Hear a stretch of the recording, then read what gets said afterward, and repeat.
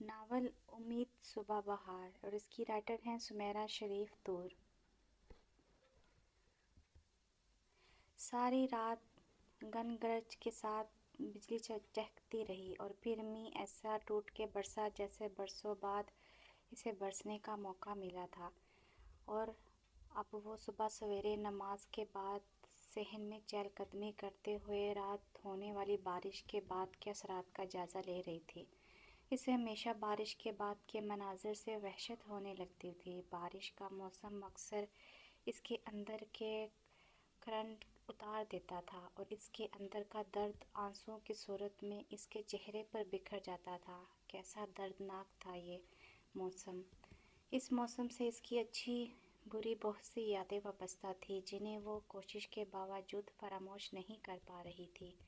بارش کے بعد اسے سب سے زیادہ وحشت اس حب سے ہوتی تھی جو اس کے اندر باہر اپنا بسیرا کر لیتا تھا۔ اب بھی ہر جگہ بکھرے پتے، گرد اور مٹی سے اٹا صحن۔ اسے سخت الجھن ہو رہی تھی۔ اسکول جانے میں ابھی 1.5 گھنٹہ باقی ہے۔ اتنی دیر میں باہر کی صفائی ہو جائے گی۔ اطراف کا جائزہ لیتے ہوئے اس نے سوچا اور جھاڑو لے کر صحن کی تفصیلی صفائی میں جٹ گئی۔ صحن کی اچھی طرح صفائی کر کے فارغ ہو کر برآمدے اور ڈرائنگ روم کی ہر چیز کو کپڑے سے جھاڑ کر صاف کیا۔ توبہ! بارش کے اثرات بھی کیسے امٹ ہوتے ہیں! رگڑ رگڑ کر فرش پر پونچھا لگاتے ہوئے وہ بڑبڑائی، "صبح صبح بیٹا"۔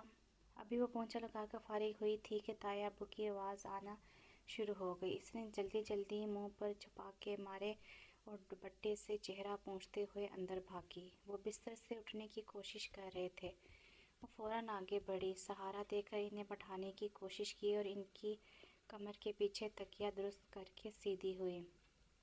"اسد کہاں ہے؟" دوسری چارپائی کو خالی پا کر انہوں نے پوچھا تو وہ کمرے پر نگاہ ڈالتے ہوئے چونکی۔ "میں نماز پڑھ رہی تھی جب نکلے تھے۔ روز اس ٹائم تک آ جاتے ہیں مگر ابھی تک نہیں لوٹے۔"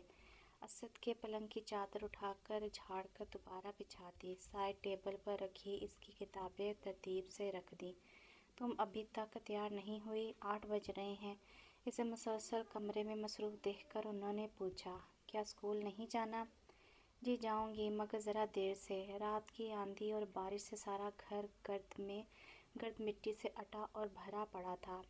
ہر طرف اتنی گرد ہے، چھت پر بھی پانی جمع ہو گیا ہے، شاید پر نالے کے سوراخ میں کچھ کچرا اٹک گیا ہے۔ سارا پانی سیڑھیوں سے بہتا رہا ہے رات بھر۔ برآمدے کی ہر چیز گیلی ہو گئی ہے۔ صحن کی بھی بڑی بری حالت ہو رہی تھی۔ اب فارغ ہوئی ہوں، 9:30 بجے تک چلی جاؤں گی۔ کون سی اتنی اہم نوکری ہے جو چلی گئی تو غم ہوگا۔ وقت گزاری کے لیے کر رہی ہوں، صرف آپ کی وجہ سے، ورنہ دل نہیں کرتا۔ پوری تفصیل بتا کر آخر میں اس نے اسکول کی نوکری کی طرف سے ہمیشہ کیے جانے والا شکوہ دہرایا۔ وہ خاموشی سے اس کے ملحہ چہرے کو دیکھے گئے، پھرتی سے چلتے ہاتھوں لمحوں میں سارے کمرے کی بے ترتیبی کو ایک ترتیب میں لے آئے تھے۔ انہوں نے ایک گہرا سانس لیا۔ اس سے بہتر بھلا کون جانتا تھا کہ وقت گزاری کس قدر کٹھن اور مشکل کام ہے۔ "آپ کو واش روم لے جاؤں؟" اس نے پوچھا تو وہ نفی میں سر ہلا گئے۔ "میں اسد آئے گا تو میں چلا جاؤں گا۔ مگر وہ گیا کہاں ہے؟ روز صبح نماز پڑھ کے تو فوراً آ جاتا تھا۔" ان کے پوچھنے پر اس نے صرف کندھے اچات دیے، پھر کمرے سے نکل آئی۔ اپنے کمرے کو سمیٹ کر وہ واش روم میں چلی گئی۔ تیار ہو کر کچن میں آئی تو کھانے کو کچھ بھی دستیاب نہ تھا۔ اسے ایک دم یاد آیا، کھانے پینے کا سامان ختم ہو چکا تھا۔ رات کو اس نے اسد سے کہا تھا کہ وہ صبح کھانے پینے کو کچھ لائے گا تو ناشتہ تیار ہو پائے گا، مگر اب اسد ہی غائب تھا۔ نہ جانے یہ اسد کہاں رہ گیا ہے۔ صبح صبح سارا گھر صاف کرنے کے بعد اسے اب زوروں کی بھوک لگی ہوئی تھی۔ دودھ بھی نہیں تھا۔ رات کو اس نے آٹا گوندھ کر فریج میں رکھ دیا تھا۔ جلدی جلدی اس نے پراٹھے بنائے۔ ابھی پراٹھا کاوے کے ساتھ نکل ہی رہی تھی کہ اسد چلا آیا۔ "آئی ایم سوری، صبح صبح دکانیں کھلی ہوئی نہیں تھیں۔ رات ہونے والی بارش سے تمہیں سڑکوں کی حالت کا اندازہ تو ہوگا۔ اگر تم شام کو ہی بتا دیتی میں رات کو لے آتا۔ ابھی تو اتنا ہی سامان لایا ہوں، شام کو باقی بھی لا دوں گا۔" اس نے تمام شاپرز کھانے والی ٹیبل پر رکھ دیے۔ دوسری طرف وہ پراٹھے اور کاوے کا ناشتہ کر چکی تھی۔ तुम अभी तक स्कूल नहीं गई? असद को वक्त गुजरने का एहसास हुआ तो पूछने लगा। वो आखिरी लुकमा मुंह में डालकर कहवे का एक घूंट, बड़ा सा एक घूंट लेकर उठ गई। मैंने पराठे बना दिए हैं, अंडे होते तो आमलेट भी बना देती, रात वाला सालन भी गर्म कर दिया है। मैंने लेट जाना था इसलिए अभी तक हूँ। ताया अबू आपका पूछ रहे थे।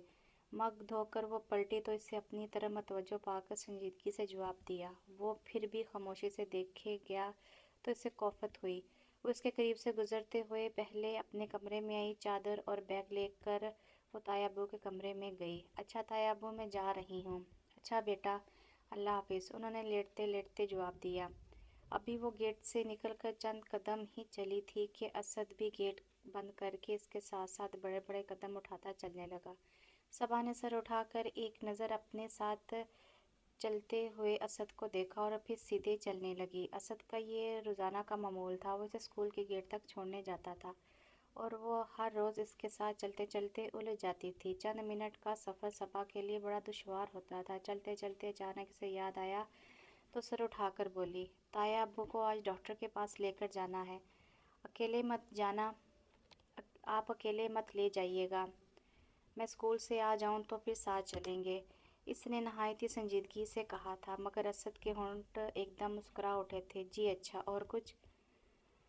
जी नहीं। बज़ाहिर सी सादा सी मुस्कुराहट थी मगर सबा के दिल पर बड़ा बुरा असर छोड़ा था। वो जवाब देकर मज़ीद तेज़ तेज़ कदम उठाने लगी। इससे पहले कि वो गिरती, साथ चलते असद ने बरवक़्त इसका हाथ थामा था। सबा को लगा इसके हाथ को जैसे शोला सा छू गया हो। ध्यान से, आके पत्थर है, अभी गिर जाती तो। इसने जल्दी से हाथ खींच लिए। इसके अंदाज में ऐसी सदमहरी थी कि असद एक पल को सख्त रह गया था। सबा, हमें 2 साल हो गए हैं एक घर में रहते हुए। तुम्हारा मेरे साथ ये अजनबियों वाला रवैया क्यों है? इतना अरसा साथ रहने से अजनबी नाशना लोगों में भी उनसियत और मरवत पैदा हो जाती है। हम तो फिर भी बचपन से एक दूसरे को जानते हैं, फिर इतनी बेएतबारी क्यों? वो हमेशा सबा के सर्द रवैये को नज़रअंदाज करता जाता, मगर आज जैसे ही इसका ज़ब्त चटक सा गया था, इसे सबा के यूं तनफर से हाथ खींच लेने से तकलीफ़ हुई थी। सबा खामोशी से लब नीचे बड़े बड़े कदम उठा रही थी। इसने कोई जवाब न दिया। इसका स्कूल नज़दीक था। वो जल्द से जल्द इस हमसफ़र से जान छुड़ा लेना चाहती थी। जैसे ही इसका स्कूल आया, वह बगैर पलट कर देखे अंदर दाखिल हो गई। असद इसकी इस रद्द-ए-अमल पर शर्दर सा खड़ा रह गया। सबा को 2 साल हो गए थे ताया अब्बू के यहाँ आकर रहते हुए, और इन 2 सालों में इसके और असद के दरमियान इस कदर मुख्तसर गुफ्तगू रही थी कि वो उंगलियों पर गिनकर बता सकती थी। इसका असद के साथ रवैया ऐसा ही होता था, बेलचक, सख्त और खुरदरा। बहुत कम ऐसा होता कि इसने इसे खुद से मुखातिब किया हो। अगर कभी वो मुखातिब करता तो इसका रवैया हमेशा ख़राब होता। इसकी अम्मी का इंतकाल 2 साल पहले हुआ था, जब तूफ़ानी मौसम में इन्हें अब्बू और हमाद की अचानक नागहानी मौत की खबर मिली थी। इनके असाब पर ये खबर बिजली बनकर टूटी थी।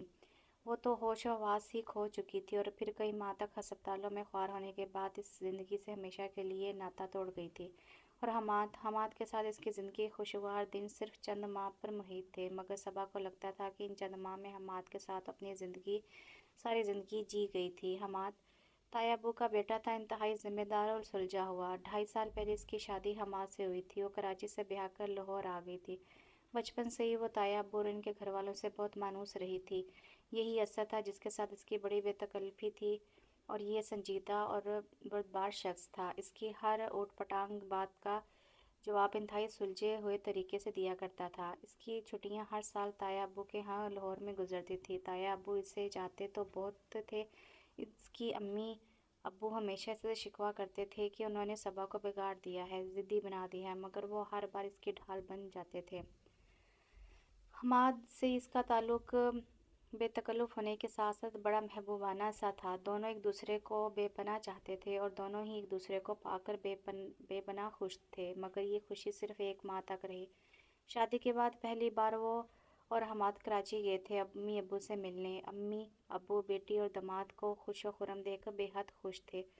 रोज़ सैर तफरीह के प्रोग्राम बनते थे। सबा माँ बाप की इकलौती औलाद थी, सो वो खुश थे, मगर इस खुशी को न जाने किसकी नज़र लग गई थी। अब्बू और हमाद यूं ही बाहर गए थे घूमने फिरने, پھر وہ دونوں اپنے قدموں پر چل کر واپس نہ آ سکے۔ ایک شدید کار ایکسیڈنٹ نے ان کی زندگی سے ہمیشہ کے لیے ناطا توڑ دیا تھا۔ اگلے کئی ماہ تک وہ بے یقین رہی تھی۔ اوپر سے امی کا اچانک حواس کھو دینا اس ثانیے نے ان کے دماغ پر بہت برا اثر چھوڑ دیا تھا۔ کئی ماہ تک تایا ابو اپنا گھر بار چھوڑ کر اس کے پاس کراچی ٹھہرے رہے تھے۔ رجیہ باجی حماد کی جو ان کی موت کی خبر سن کر پاکستان آ گئی تھی، انہوں نے بڑی مشکلوں سے اس کو سنبھالا تھا۔ امی کی روز بروز بگڑتی حالت نے اسے خوفزدہ کر دیا تھا۔ ان کے انتقال کے بعد تو اسے ایسا لگتا تھا جیسے اس کے پاس جینے کی کوئی جواز نہیں ہے۔ وہ گھنٹوں خود فراموشی میں گزار دیتی، پھر ہوش آتے ہی بلک بلک کر رونا شروع کر دیتی۔ تایا ابو اسے اپنے ساتھ لاہور لے آئے تھے۔ رجیہ باجی واپس چلی گئی تھی اور پھر وقت کے ساتھ ساتھ اسے صبر آتا چلا گیا۔ تایا ابو کے کہنے پر اس نے اسکول میں ملازمت کر لی تھی۔ اسے بھی اسکول کی ملازمت میں اپنے غم سے چھپنے کا ایک آسرا مل گیا تھا، ورنہ حماد کو بھول جانا اس کے اختیار میں نہ تھا۔ اسد کا محبتانہ حسین سے کوئی خونی رشتہ نہ تھا۔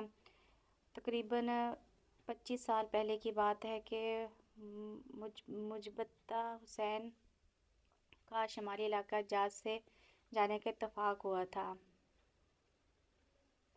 تفریح کے دوران ایک جگہ انہیں انتہائی زخمی حالت میں 3-4 سال کا ایک بچہ ملا۔ نبض دیکھنے پر اس کے اندر زندگی کے آثار نظر آئے اور وہ اس سے فوراً قریبی ہسپتال لے گئی۔ اس کی زندگی تھی وہ جو موت کی سرحد سے لوٹ کر آیا تھا۔ اسے خطرے سے باہر آنے اور صحتیاب ہونے میں چند دن لگے تھے۔ نہ جانے کس بدبخت نے اس خوبصورت سے بچے کو پہاڑوں کے دامن میں کسی درندے کا لقمہ بننے کو پھینک دیا تھا۔ اس پر اس حادثے کا اس قدر اثر تھا کہ وہ اپنے بارے میں کچھ بھی نہیں بتا پا رہا تھا۔ وہ خوفزدہ اور سہما ہوا بچہ ہر کسی کو دیکھ کر رونے لگتا تھا۔ اس کے لبوں پر صرف بابا جان اور بی بی جان کے الفاظ تھے۔ انہوں نے اس کے وارثوں کو ڈھونڈنے کی بہت کوشش کی، مگر کوئی امید افزا دکھائی نہ دی۔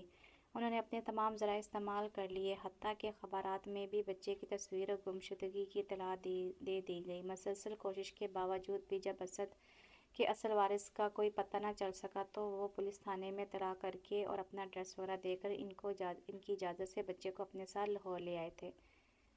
4 سالہ اسد نفسیاتی طور پر اس قدر خوفزدہ ہو چکا تھا کہ جس کو دیکھتا دہشت زدہ ہو جاتا۔ مجتبیٰ حسین کی بیگم نے اسے بڑی محنت و شفقت سے اپنی آغوش میں لے لیا تھا۔ تایا ابو کا خیال تھا کہ اسد کے والدین ایک دن ضرور تک آئیں گے، مگر دن ہفتوں اور ہفتے مہینوں میں بدلتے گئے تو وہ بھی ناامید ہو گئے۔ اسد کے وارثوں کا پتہ لگانے میں تمام کوششیں ناکام ہو گئی تھیں۔ شاید قدرت نے اسد کی پرورش مجتبیٰ حسین کے ہاتھوں لکھی تھی۔ بچے کا اصل نام معلوم نہیں کیا تھا، مگر انہوں نے اسے اسد مجتبیٰ حسین کی اصلیت سے پہچان دی، بلکہ اسے معاشرے کا ایک فعال اور توانا مرد بنانے کے لیے تمام کوششیں بھی صرف کر دیں۔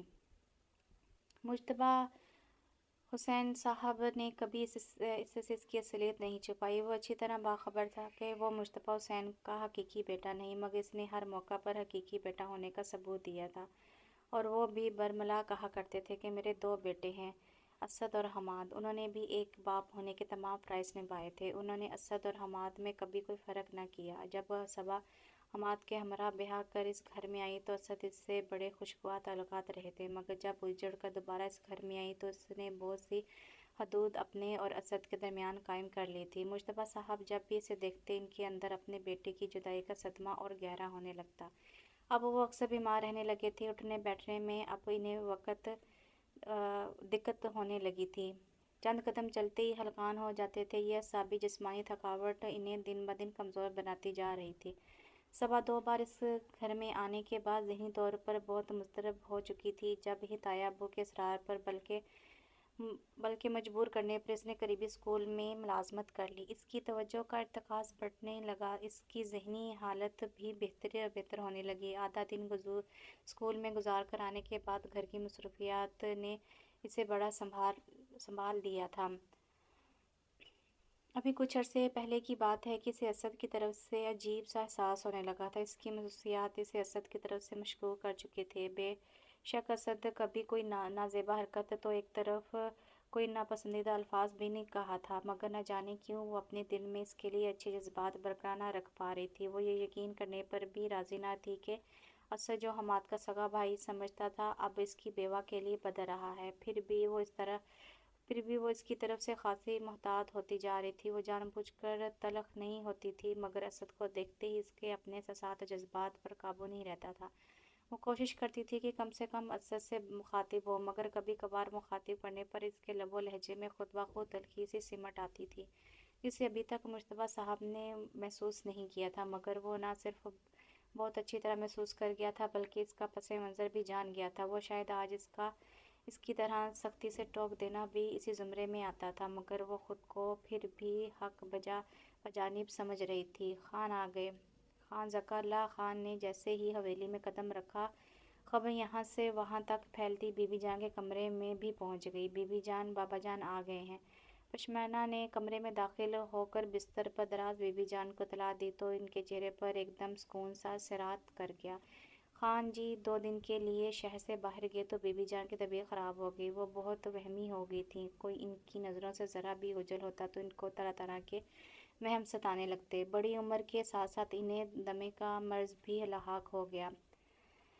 السلام علیکم۔ ذکا اللہ خان نے جیسے ہی کمرے میں قدم رکھا، بی بی جان اٹھ کر بیٹھ گئیں۔ وعلیکم السلام۔ انہیں اپنے ساتھ دیکھ کر وہ بالکل مطمئن ہو گئی تھیں۔ طبیعت ٹھیک ہے آپ کی؟ انہوں نے تشویش سے پوچھا۔ نہیں بابا جان، رات سے بی بی جان کو پھر سانس کا پرابلم شروع ہو گیا تھا۔ بی بی جان دن بدن وہمی ہوتی جا رہی ہیں۔ نہ جانے کیوں ان کے دل میں یہ شک جڑ پکڑ چکا ہے کہ جو بھی گھر سے نکلے گا واپس نہیں آئے گا۔ زرمینہ آپی اور بھائی جان رات کو آ گئے تھے، ابھی گئے ہیں۔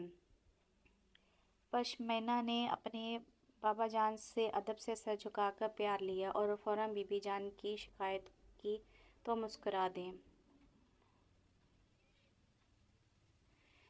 خان صاحب نے ایک سنجیدہ نگاہ اپنے شریک حیات پر ڈالی تو وہ خفت سے مسکرا کر سر جھکا گئی۔ پشمینہ بیٹا، میرا سے کہو کہ کھانا لگائے، تمہارے بابا جان سفر سے لوٹے ہیں، کچھ پینے کو بھی لاؤ۔ بی بی جان نے پشمینہ سے کہا تو وہ فوراً سہلاتی کمرے سے نکل گئی۔ کتنی دفعہ آپ سے کہا ہے کہ بھول جائیں اس واقعے کو، اپنے آپ کو مطمئن اور پرسکون رکھا کریں، مگر کیا آپ بھول گئے ہیں اس ثانیے کو؟ انہوں نے تڑپ کر کہا اور خان ذکا اللہ کو لگا کہ ان کے زخموں سے خون رسنے لگا ہو۔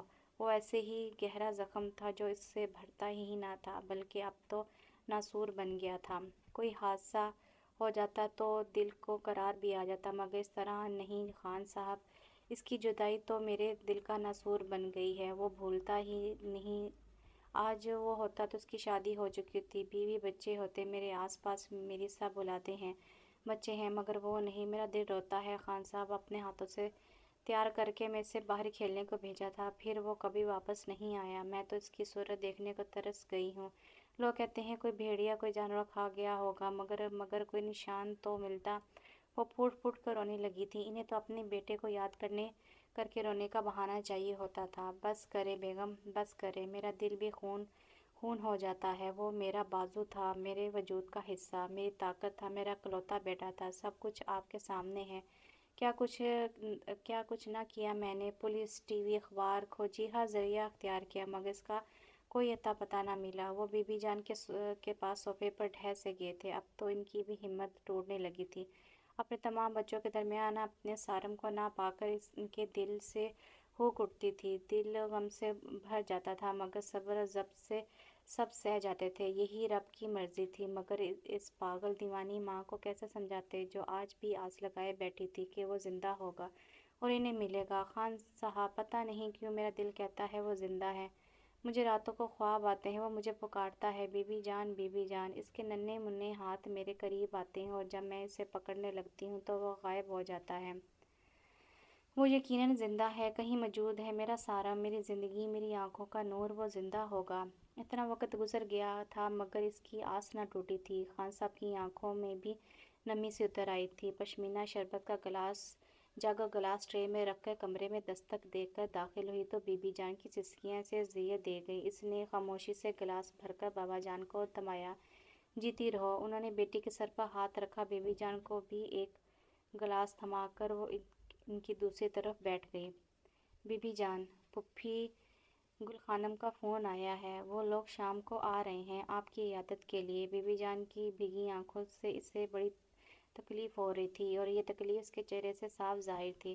اچھا، میرا سے کہو کھانے پینے کا اچھا سا انتظام کر لے، میں بھی آتی ہوں، اور ابھی دوپہر کا کھانا لگواؤ۔ آنسو صاف کرتے ہوئے انہوں نے کہا۔ جی، میں میرا سے کہتی ہوں۔ اس بات میں سر ہلاتی وہ کمرے سے نکل گئی تھی۔ کھانے کی میز پر وہ تینوں ہی تھے۔ پلوشے اور زرمینے کی شادی کے بعد اب گھر میں صرف وہی تھیں۔ خان ذکا اللہ دیگر خانوں کی طرح روایتی نہ تھے۔ انہوں نے اپنی بیٹیوں کی شادیاں پیشہ خاندان میں ہی کی تھیں، مگر تعلیم انہیں وقت اور حالات کے تقاضوں کے مطابق دلوائی تھی۔ ان کی تینوں بیٹیاں یونیورسٹی کی تعلیم یافتہ تھیں۔ پشمینہ ایم اے کی امتحان دے کر چند ماہ قبل ہی فارغ ہوئی تھی۔ شام ہوتے ہی گل خانہ اپنی شہری بہو راشدہ اور دونوں بیٹیوں کے ہمراہ چلی آئیں۔ آتے ہی انہوں نے حسابِ عادت پشمینہ کو لپٹ کر پیار کیا۔ زاویار سجاول بھائی اور راشدہ بھابی کے سامنے وہ پھوپھی بیگم کے اس مظاہرے پر سرخ سی ہو گئی تھی۔ پھر اسے چھوڑ کر وہ بی بی جان سے ان کی طبیعت کا احوال دریافت کرنے لگی۔ کیا کر رہی ہو آج کل؟ ذکا اللہ سجاول اور زاویار تینوں باہر بیٹھک میں چلے گئے تھے اور راشدہ بھابی کے پاس بیٹھی تو اس نے اپنائیت سے پوچھا۔ سجاول لالہ کو یونیورسٹی میں دوران تعلیم راشدہ پسند آ گئی تھی۔ سب کی بے پناہ مخالفت کے باوجود سجاول لالہ نے راشدہ سے شادی کر لی۔ خوش قسمتی سے راشدہ ایک اچھی اور سلجھی ہوئی بہو ثابت ہوئی۔ سو سب کی مخالفت توڑ گئی، مگر گل خانم کا ملال نہیں جاتا تھا۔ وہ سجاول کے لیے پشمینہ کا سوچے بیٹھی تھی، مگر جب سجاول نے راشدہ سے شادی کر لی تو انہوں نے زوار کو پکڑ لیا۔ وہ اپنے بھائی کی بیٹی کو کسی طور پر چھوڑنے پر راضی نہ تھی اور اپنی اس چاہت کا وہ برملا اظہار بھی کرتی رہتی تھی۔ کچھ خاص نہیں، ایگزام کے بعد فارغ ہی ہوں، بس رزلٹ کا انتظار ہے۔ وہ بابا جان کا تو آپ کو علم ہے ماسٹر، انہوں نے کروا دیا ہے، مزید کچھ کرنے کی اجازت نہیں، اس نے مسکرا کر کہا۔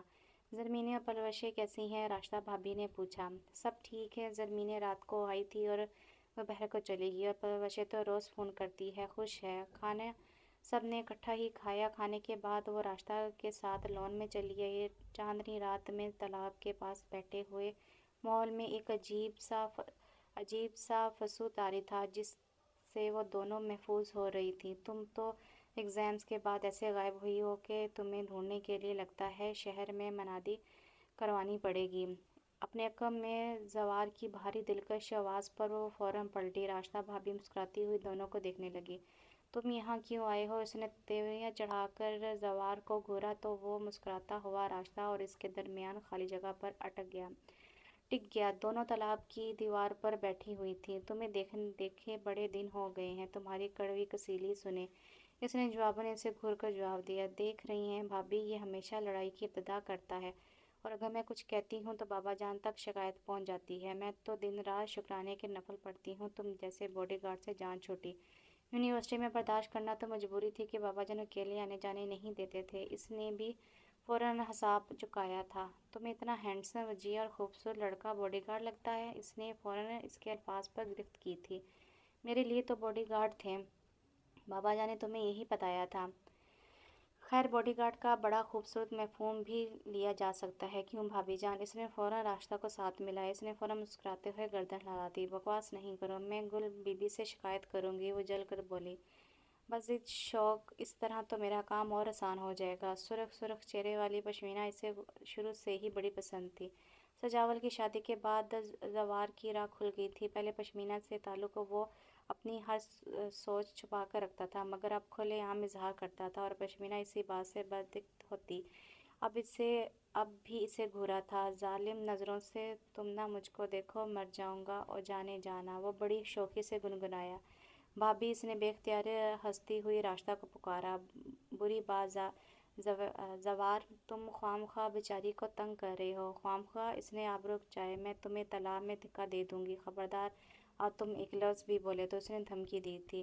زوار اور وہ یونیورسٹی میں اکٹھے ہی تھے۔ بابا جان نے ان سب بہنوں کے تعلیمی سلسلے میں کہیں بھی آنے جانے کی ذمہ داری سجاول اور زوار پر ہی ڈالی ہوئی تھی، بلکہ سارم کی گمشدگی کے بعد پھوپھو بیگم نے بی جان کی حالت دیکھتے ہوئے زوار کو ہمیشہ کے لیے ادھر ہی چھوڑ دیا تھا۔ وہ ایک طرح سے بابا جان کا منہ بولا بیٹا بنا ہوا تھا، اس لیے اس کی سب کے ساتھ ایسی ہی بے تکلفی تھی۔ وہ تو اب گل بی بی نے رشتے کا جو شوشہ چھوڑا تھا، اس وجہ سے پشمینہ نے اسے ہچکچانے لگی تھی، ورنہ ہم عمر ہونے اور ایک جیسے مشاغل رکھنے کی وجہ سے دونوں کی خوب بنتی تھی۔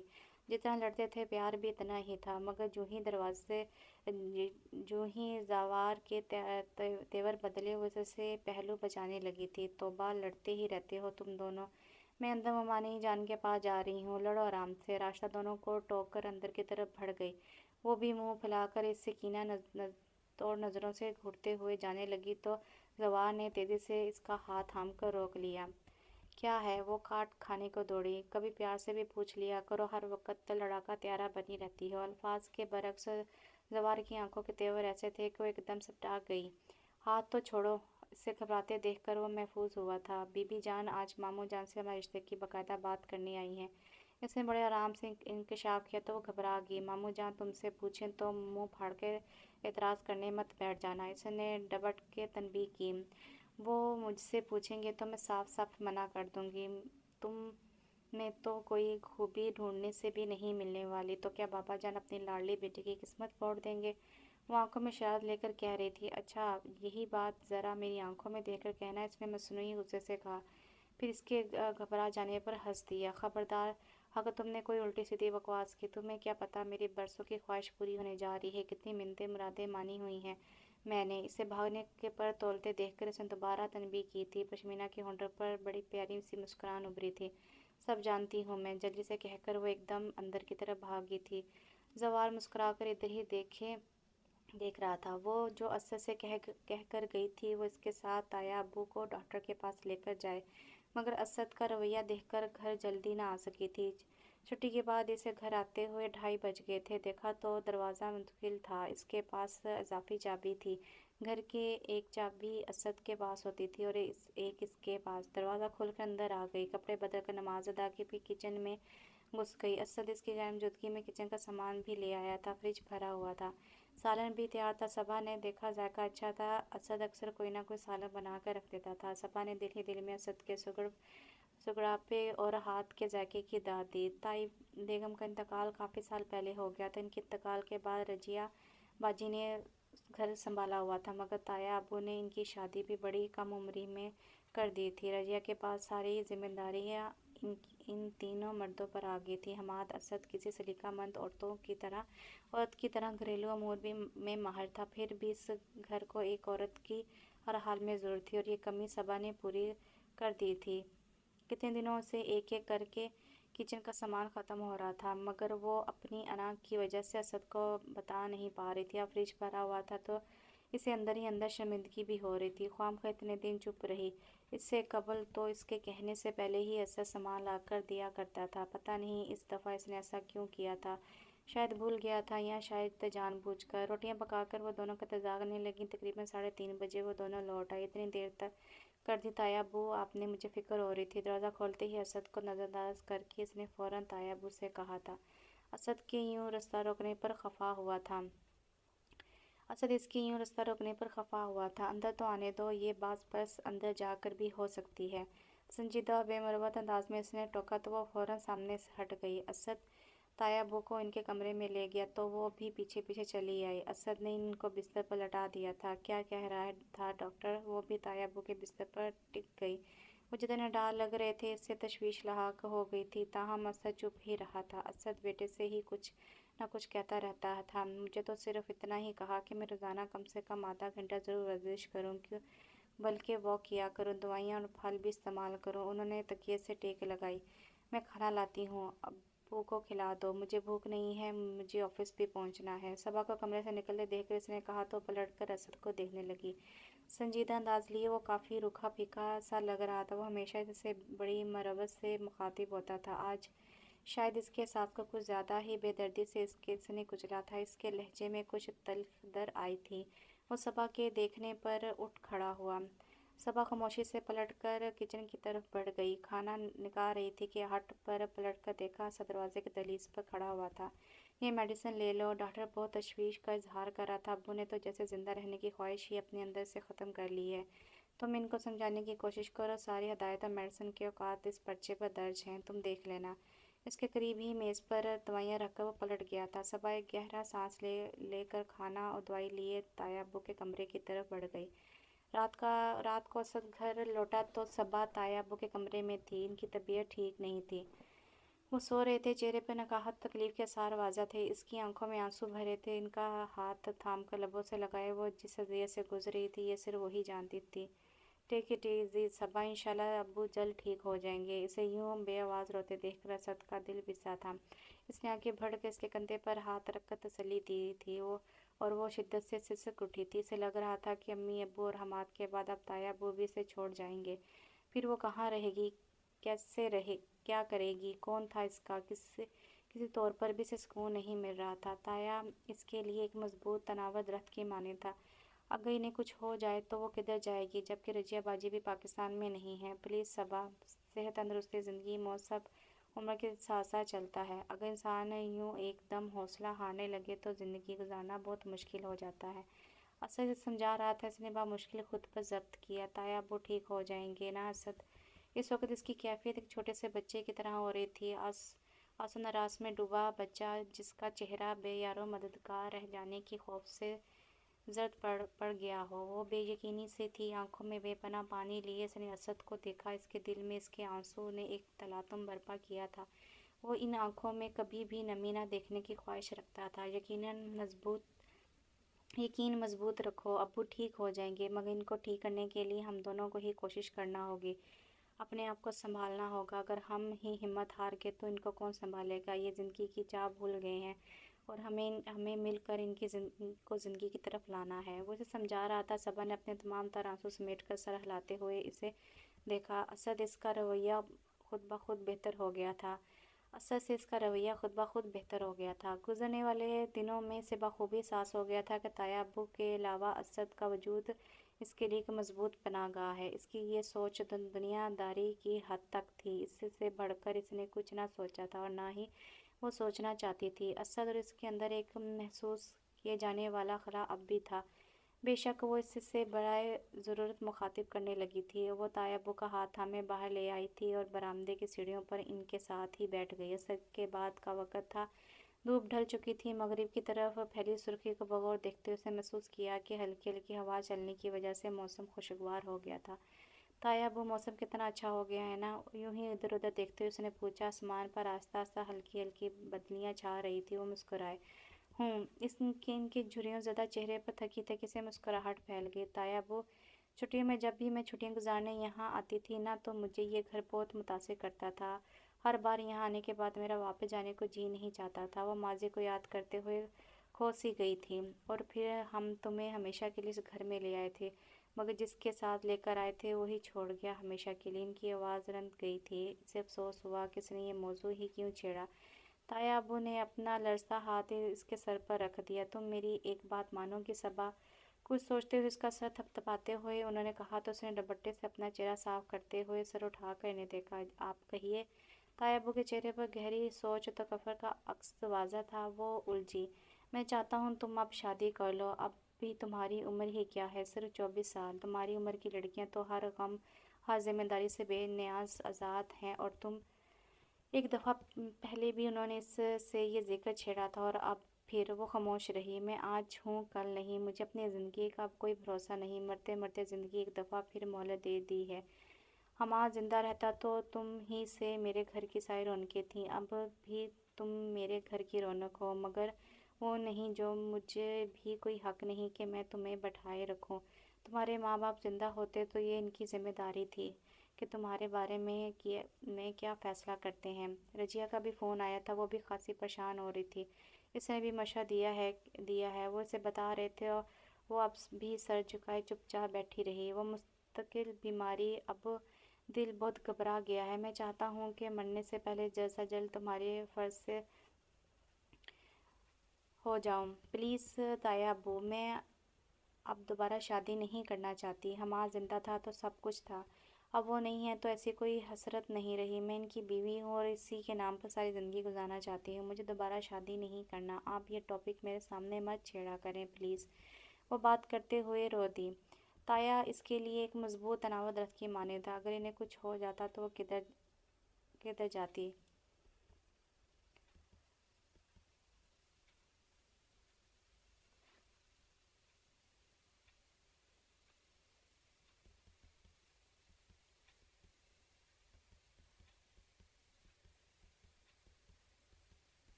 मुझे दोबारा शादी नहीं करना। आप ये टॉपिक मेरे सामने मत छेड़ा करें प्लीज़। वो बात करते करते रो रही। देखो बेटा सबा, मुझे बूढ़े को अब मज़ीद मत लटकाओ, वरना मरते दम तक ये दुख रहेगा कि तुम्हें किसके सहारे छोड़ जा रहा हूँ।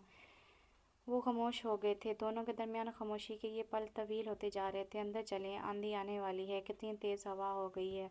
आसमान पर बदलियाँ गहरी हो गई थी। मगरिब में डूबता सूरज मज़ीद ओझल हो गया था। हवा का ज़ोर तेज़ तर हुआ तो इसने इन्हें हाथ से पकड़ कर खड़ा किया। उन्होंने बड़ी असलियत और बेबसी से इसे देखा तो चुपचाप सर झुका गई। इन्हें कमरे में पहुंचाकर वो किचन में आ गई थी। चीज़ों को इधर उधर करते हुए भी ज़हन ताया की बातों में उलझा रहा था। ये मुमकिन नहीं ताया अब्बू, प्लीज़ मुझे माफ़ कर दें। जो आप चाह रहे हैं ऐसा अब मुमकिन नहीं। मैं हमाद की संगत में सारी खुशियाँ हासिल कर चुकी हूँ। अब इस तार तार दिल में किसी और के लिए कतई कोई गुंजाइश नहीं। इस ख्याल से ही इसकी ज़िंदगी में हमाद की जगह कोई और भी ले सकता है। वो बेपनाह ज़ियत का शिकार हो गई थी। असद आया तो उसे खाना देकर वो इशा की नमाज़ पढ़ने के लिए कमरे में चली गई। नमाज़ पढ़ के वापस किचन में आई तो असद खाना खाने के बाद बर्तन भी धोकर जा चुका था। इसकी आवाज़ तायबा के कमरे से आ रही थी। दोनों किसी मौजू पर बात कर रहे थे। उसने किचन समेट कर चाय बना ली थी। मैंने इससे फिर भी बात की थी मगर वो इनकार कर रही है। चाय बनाकर वो तायबा के कमरे में आई तो दरवाजे पर ही रुक गई। मौजू बहस शायद इसकी ज़ात थी। तो फिर अब आप क्या चाहते हैं? यह असद की आवाज़ थी। वो पूरी तरह मतवज्जो हुई। तुम जानते हो कि मैं क्यों तुम दोनों पर बार बार जोर दे रहा हूँ। तायबा की नरवटी आवाज़ सुनाई दी। सबा ऐसा कभी नहीं चाहेगी, असद ने पुरसुकून अंदाज में कहा था। सबा उलझी। हमाद को गुजरे 2 साल हो गए हैं। संभल गई है वो काफ़ी। आस्ता आस्ता हालात से समझौता कर लेगी। थोड़ी जज्बाती हो रही है और कुछ नहीं। फिर भी मेरा ख्याल है वो ऐसा कभी नहीं चाहेगी। मैं इसे अच्छी तरह से समझता हूँ असद। मैं समझूँ कि तुम्हारे नज़दीक मेरी ख्वाहिश की कोई अहमियत नहीं। तायबा की भीगी आवाज़ पर असद तड़प उठा। प्लीज़ अबूजान, क्यों मुझे गुनहगार करते हैं? सारी सूरत हाल आपके सामने है। हमाद और सबा की अटैचमेंट से आप बेखबर तो नहीं? हमाद को अल्लाह ने उम्र ही इतनी दी थी, वरना मैं तो ऐसा सोचना भी अपने लिए गुनाह तस्वर करता हूँ। असद बेटा, ये मेरी ख्वाहिश है और जूं वक्त गुजरता जा रहा है ये शदीद तर होती जा रही है। मैं दिल से चाहता हूँ तुम सबा से शादी कर लो, इसे तहफ़्फ़ुज़ दो। उन्होंने ज़रा तफक से कहा। हमाद की अगर ख्वाहिश ना होती तो तब भी मैंने सोच रखा था कि सबा को तुम्हारे लिए इस घर में लाऊंगा, मगर फिर हमाद ने ख्वाहिश का इजहार कर दिया। फिर सबा करो जान देखते हुए मैंने भी चुप सदा ली। वो अब नहीं मगर तुम तो हो ना। तुमसे बेहतर सबा को कोई और नहीं समझ सकता। वो खामोश तबा संजीदा मिजाज जज्बाती सी लड़की है। मुझे खौफ आता है कहीं इसे ऐसी वैसी जगह ब्याह कर इसके साथ ज्यादती न कर बैठूं। मैं इसे तकलीफ नहीं देना चाहता। वो हमाद को नहीं भूली। अब भी जिक्र करता हूँ तो वो रो देती है। मुझे तुम पर भरोसा है। तुम्हारे साथ ब्याहते हुए मुझे ये तकलीफ नहीं होगी कि तुम इससे इसकी पीछे ज़िंदगी का हवाला दोगे। मुझे यकीन है तुम दोनों बहुत खुश रहोगे। तुम इससे इसी तरह इज्जत मान दोगे जैसे हमाद देता था। ट्रे सबा के हाथों में लर्ज़ गई थी। इसे लगा किसी ने इसका दिल मुट्ठी में खींच लिया हो। तुम्हें कोई इतराज़ तो नहीं असद? अगर है तो कह दो, जो भी दिल में है बता दो। इससे पहले कि असद कुछ कहता वो वापस पलट गई। ट्रे किचन के स्लैब पर रखकर वो अपने कमरे में बंद हो गई। हवेली बका नूर बनी हुई थी।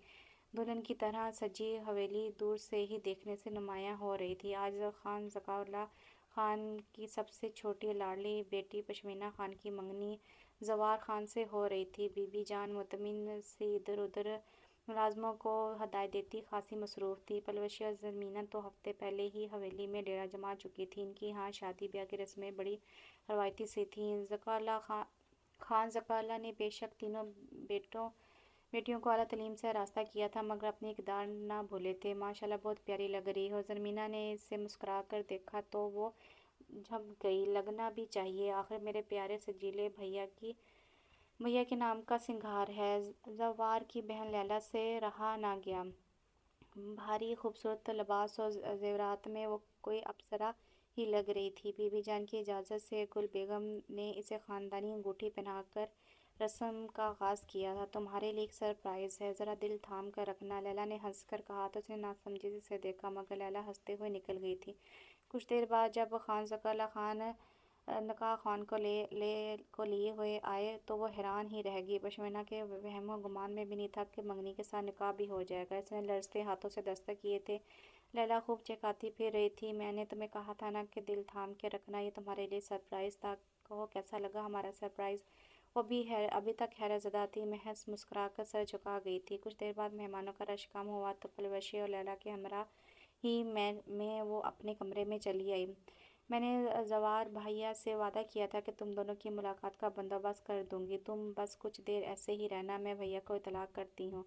وہ پریشان ہوئی اٹھی۔ نہیں لیلا، سنو تو، کسی کو خبر ہوگی تو۔ جناب میں نے انتظام کر رکھا ہے، تم آرام سے بیٹھو، ادھر بیٹھو، پلوشے اور بھابھی ہمارے ساتھ ہیں، بس 2 منٹ کی تو بات ہوگی۔ وہ گھبرا سی اپنی جگہ پر بیٹھی رہی۔ کچھ دیر بعد دروازے پر دستک ہوئی تو اس کا دل کانپا، السلام علیکم، پرجوش کھنکھناتی جذبات سے بھرپور آواز پر سمٹ سی گئی۔ کیا حال ہے؟ ماشاءاللہ بڑی خوبصورت لگ رہی ہو، خیر ہے نا؟ بڑے ولوانہ انداز میں اس کے بنے سنورے سرپائے کو دیکھتے ہوئے کہا۔ اس نے گھٹنے کو سر اٹھایا، اس کے تیور دیکھ کر گھبرا کر پھر سر جھکا لیا۔ کیسا لگا سرپرائز؟ پشمینہ کو اپنے جذبات ریشم کی طرح نرم محسوس ہوئے۔ سر اٹھا کر اسے دیکھا، جس کی آنکھوں میں جذبوں کا ایک جہاں آباد تھا۔ اچھا، تو یہ ساری کارستانی آپ کی تھی؟ کیا کارستانی؟ اس کی محبت کے اس انداز کو اس نے کارستانی کہا تو وہ چیخ پڑا۔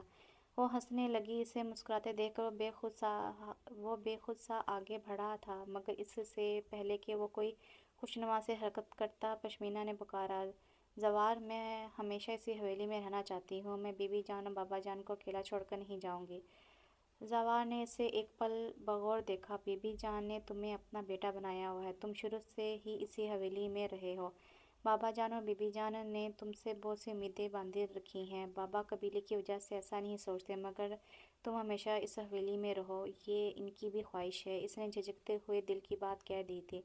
ویسے ہے تو یہ مردانگی کے خلاف کہ میں گھر داماد بن کر ہوں، مگر گھر داماد سے پہلے میں اس حویلی کا بیٹا ہوں، اور بیٹے ہمیشہ اپنے گھروں میں ہی جچتے ہیں۔ بیگم، اس کی سنجیدگی کو اس نے ہنسی میں اڑایا تو اس کے ہونٹوں پر بڑی خوبصورت سی مسکان سمٹ آئی۔ زوار، تم بہت اچھے ہو، بس ٹائم اور زوار، بی بی جان اور دیگر لوگ ادھر آ رہے ہیں۔ زوار، لالا جلدی سے بھاگنے کی راہ لیں۔ اس سے پہلے کہ زوار جواباً کوئی خوبصورت سی کارروائی کرتا، لیلا کی آمد نے اسے گڑبڑا دیا تھا۔ زوار بی بی جان کا خیال کرتے ہوئے سے باہر کی طرف لپکا اور پشمینہ نے سکا سانس لیا کہ زوار نے اس کی اتنی بڑی خواہش کو اتنی آسانی سے پورا کر دیا۔ اگر وہ بھی بیاہ کے اس حویلی سے چل جاتے تو بی بی جان اور بابا جان کو سارم کی جدائی مزید تڑپانے لگتی۔ اگلی صبح وہ 9 بجے تک بھی کمرے سے نہ نکلی تو اسد کو تشویش لاحق ہوئی۔ رات کو جب وہ مجتبیٰ حسین سے بات کر کے کمرے سے نکلا تھا تو کچن میں پانی پینے کی غرض سے گیا، مگر وہاں پر سلیب پر ٹرے میں چائے کے 3 کپ دیکھ کر چونک گیا تھا۔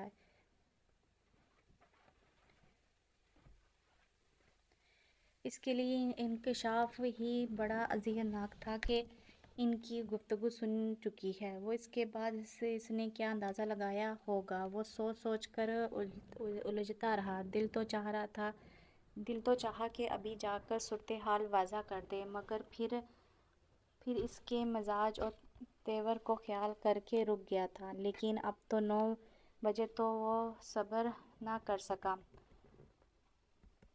صبا، اس نے دروازے پر دستک دی۔ صبا، اندر سے کوئی جواب نہ آیا تو قدرے پریشان ہو گیا۔ وہ مسلسل سے آوازیں دیتا دروازہ بجاتا چلا گیا۔ صبا اس کے ہونٹوں میں ہی اٹک گیا جب ایک دم سے دروازہ کھل گیا تھا۔ اسد کا دستک کے لیے اٹھا ہوا ہاتھ وہیں پر ہی معلق رہ گیا تھا۔ دستک دینے کا یہ کون سا انداز ہے؟ بحری نہیں ہوں میں۔ اس نے اسد کو کھا جانے نظروں سے گھورا تھا۔ چہرے سے پانی کے قطرے ٹپک رہے تھے۔ لگتا ہے کہ ابھی منہ دھو کر باتھ روم سے نکلی ہے۔ تم ابھی تک کمرے سے باہر نہیں نکلی؟ تو اس کا غصے سے سرخ چہرہ اور بدلحاظی دیکھتے اور اسد نے وضاحت کرنا چاہی تھی، مگر اس نے درستی سے بات کاٹ دی تھی۔ مر نہیں گئی تھی میں، ابو تمہیں بلا رہے ہیں۔ وہ مزید کچھ کہے بغیر اس کے گیلے چہرے پر ایک نگاہ ڈالتے سامنے سے ہٹ گیا۔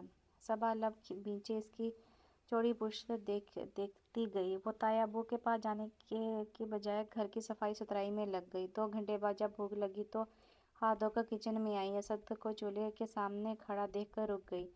تو ابھی تک اس نے اور تایا ابو نے ناشتہ نہیں کیا تھا؟ ایسا پہلے بھی ایک بار ہوا تھا، وہ بیمار تھی تو اسد نے خود ہی ناشتہ تیار کر لیا تھا، اور آج پھر اسے رات کی تمام گفتگو یاد آئی تو وہ پھر اس کا غصہ بڑھنے لگا۔ اسد روٹی بیلنے کی کوشش کر رہا تھا۔ وہ دونوں دونوں ٹوسٹ کھا لیتے مگر تایا ابو صرف روٹی کا ہی ناشتہ کرتے تھے۔ صبا کو شرمندگی سی محسوس ہوئی۔ پیچھے ہٹے، میں بناتی ہوں۔ وہ اپنے غصے کو پسے پوچھ ڈالے آگے بڑھی تھی۔ اسد نے ایک نظر سے دیکھا، پھر روٹی بیل کر توے پر ڈال دی۔ صبا کو بڑی سبکی کا احساس ہوا کہ اگر تایا ابو کی بھوک کا خیال نہ ہوتا تو پلٹ جاتی، مگر میں نے کہا نا کہ ہٹیں پیچھے، میں بنا لیتی ہوں۔ اسد کو دوبارہ آٹے کی طرف ہاتھ بڑھاتے دیکھ کر اس نے فوراً آٹے والا برتن اٹھا لیا۔ اسد نے ایک سنجیدہ نگاہ اس پر ڈالی۔ رہنے دیں، آپ جائیں یہاں سے، ہمیں عادت ہے یہ سب کرنے کی، خواہ ہماری عادتیں خراب مت کریں۔ اس کے لہجے میں پل بھر میں اجنبیت در آئی تھی۔ تو پھر اپنے لیے بنا لے، میں اپنے اور تایا ابو کے لیے بنا لوں گی۔ اس نے بھی اجنبیت سے کہا تو خاموشی سے روٹی کی طرف متوجہ ہو گیا۔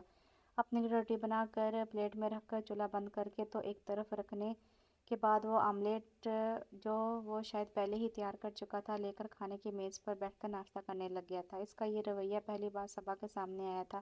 وہ ایک پل کو حیران کھڑی ہو گئی تھی۔ اسے ناشتہ کرتے دیکھ کر اس نے سر جھٹکا اور پھر دوبارہ چولہا جلا کر توا رکھا۔ اپنے لیے پراٹھا اور تایا ابو کے لیے سادہ پھلکا بنایا، پھر ٹرے لے کر تایا ابو کے کمرے میں چلی آئی۔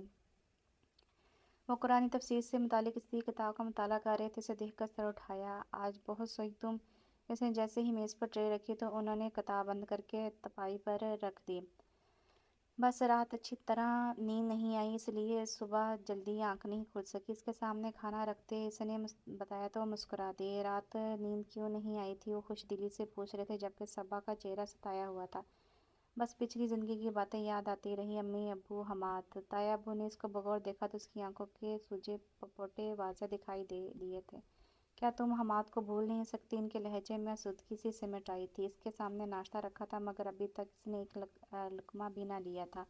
تایا ابو اس کا چہرہ دیکھتے رہ گئے۔ مگر میں تمہیں ساری زندگی یوں گزارنے کی حماقت بھی نہیں کرنے دوں گا، انہوں نے ٹرے کھسکا کر خاصی برہمی سے کہا تو وہ بے بسی سے انہیں دیکھنے لگی۔ تایا ابو، یہ دل کے معاملات ہیں، آپ زبردستی مت کریں پلیز۔ اس کی آواز رند گئی تھی۔ مجتبیٰ حسین صاحب دکھ سے اسے دیکھنے لگے۔ صبا بیٹا، یہ زبردستی نہیں ہے، تم ابھی کم عمر ہو، جذباتی ہو، تم نہیں سمجھ سکتی کہ تمہیں مستقبل میں کن مسائل اور حالات کا سامنا کرنا ہوگا۔ یہ فیصلہ تنہا زندگی گزارنے سے ہزار درجے بہتر ہے۔ میں نے اسد سے بات کر لی ہے، وہ راضی ہے۔ میں نے سوچ لیا ہے کہ اس سے پہلے کہ موت آن پہنچے تم دونوں کی فرض سے زبردوش ہو جاؤں۔ ان کا انداز و لہجہ فیصلہ کن تھا۔ وہ حیرت سے انہیں دیکھ گئی۔ تمہارے ماں باپ زندہ ہوتے تو میں کبھی زبردستی نہ کرتا، رجیہ یہاں ہوتی تو بھی کوئی پریشانی نہ ہوتی۔ میرے بعد وہ تمہارا اچھا برا سوچنے والی ہے۔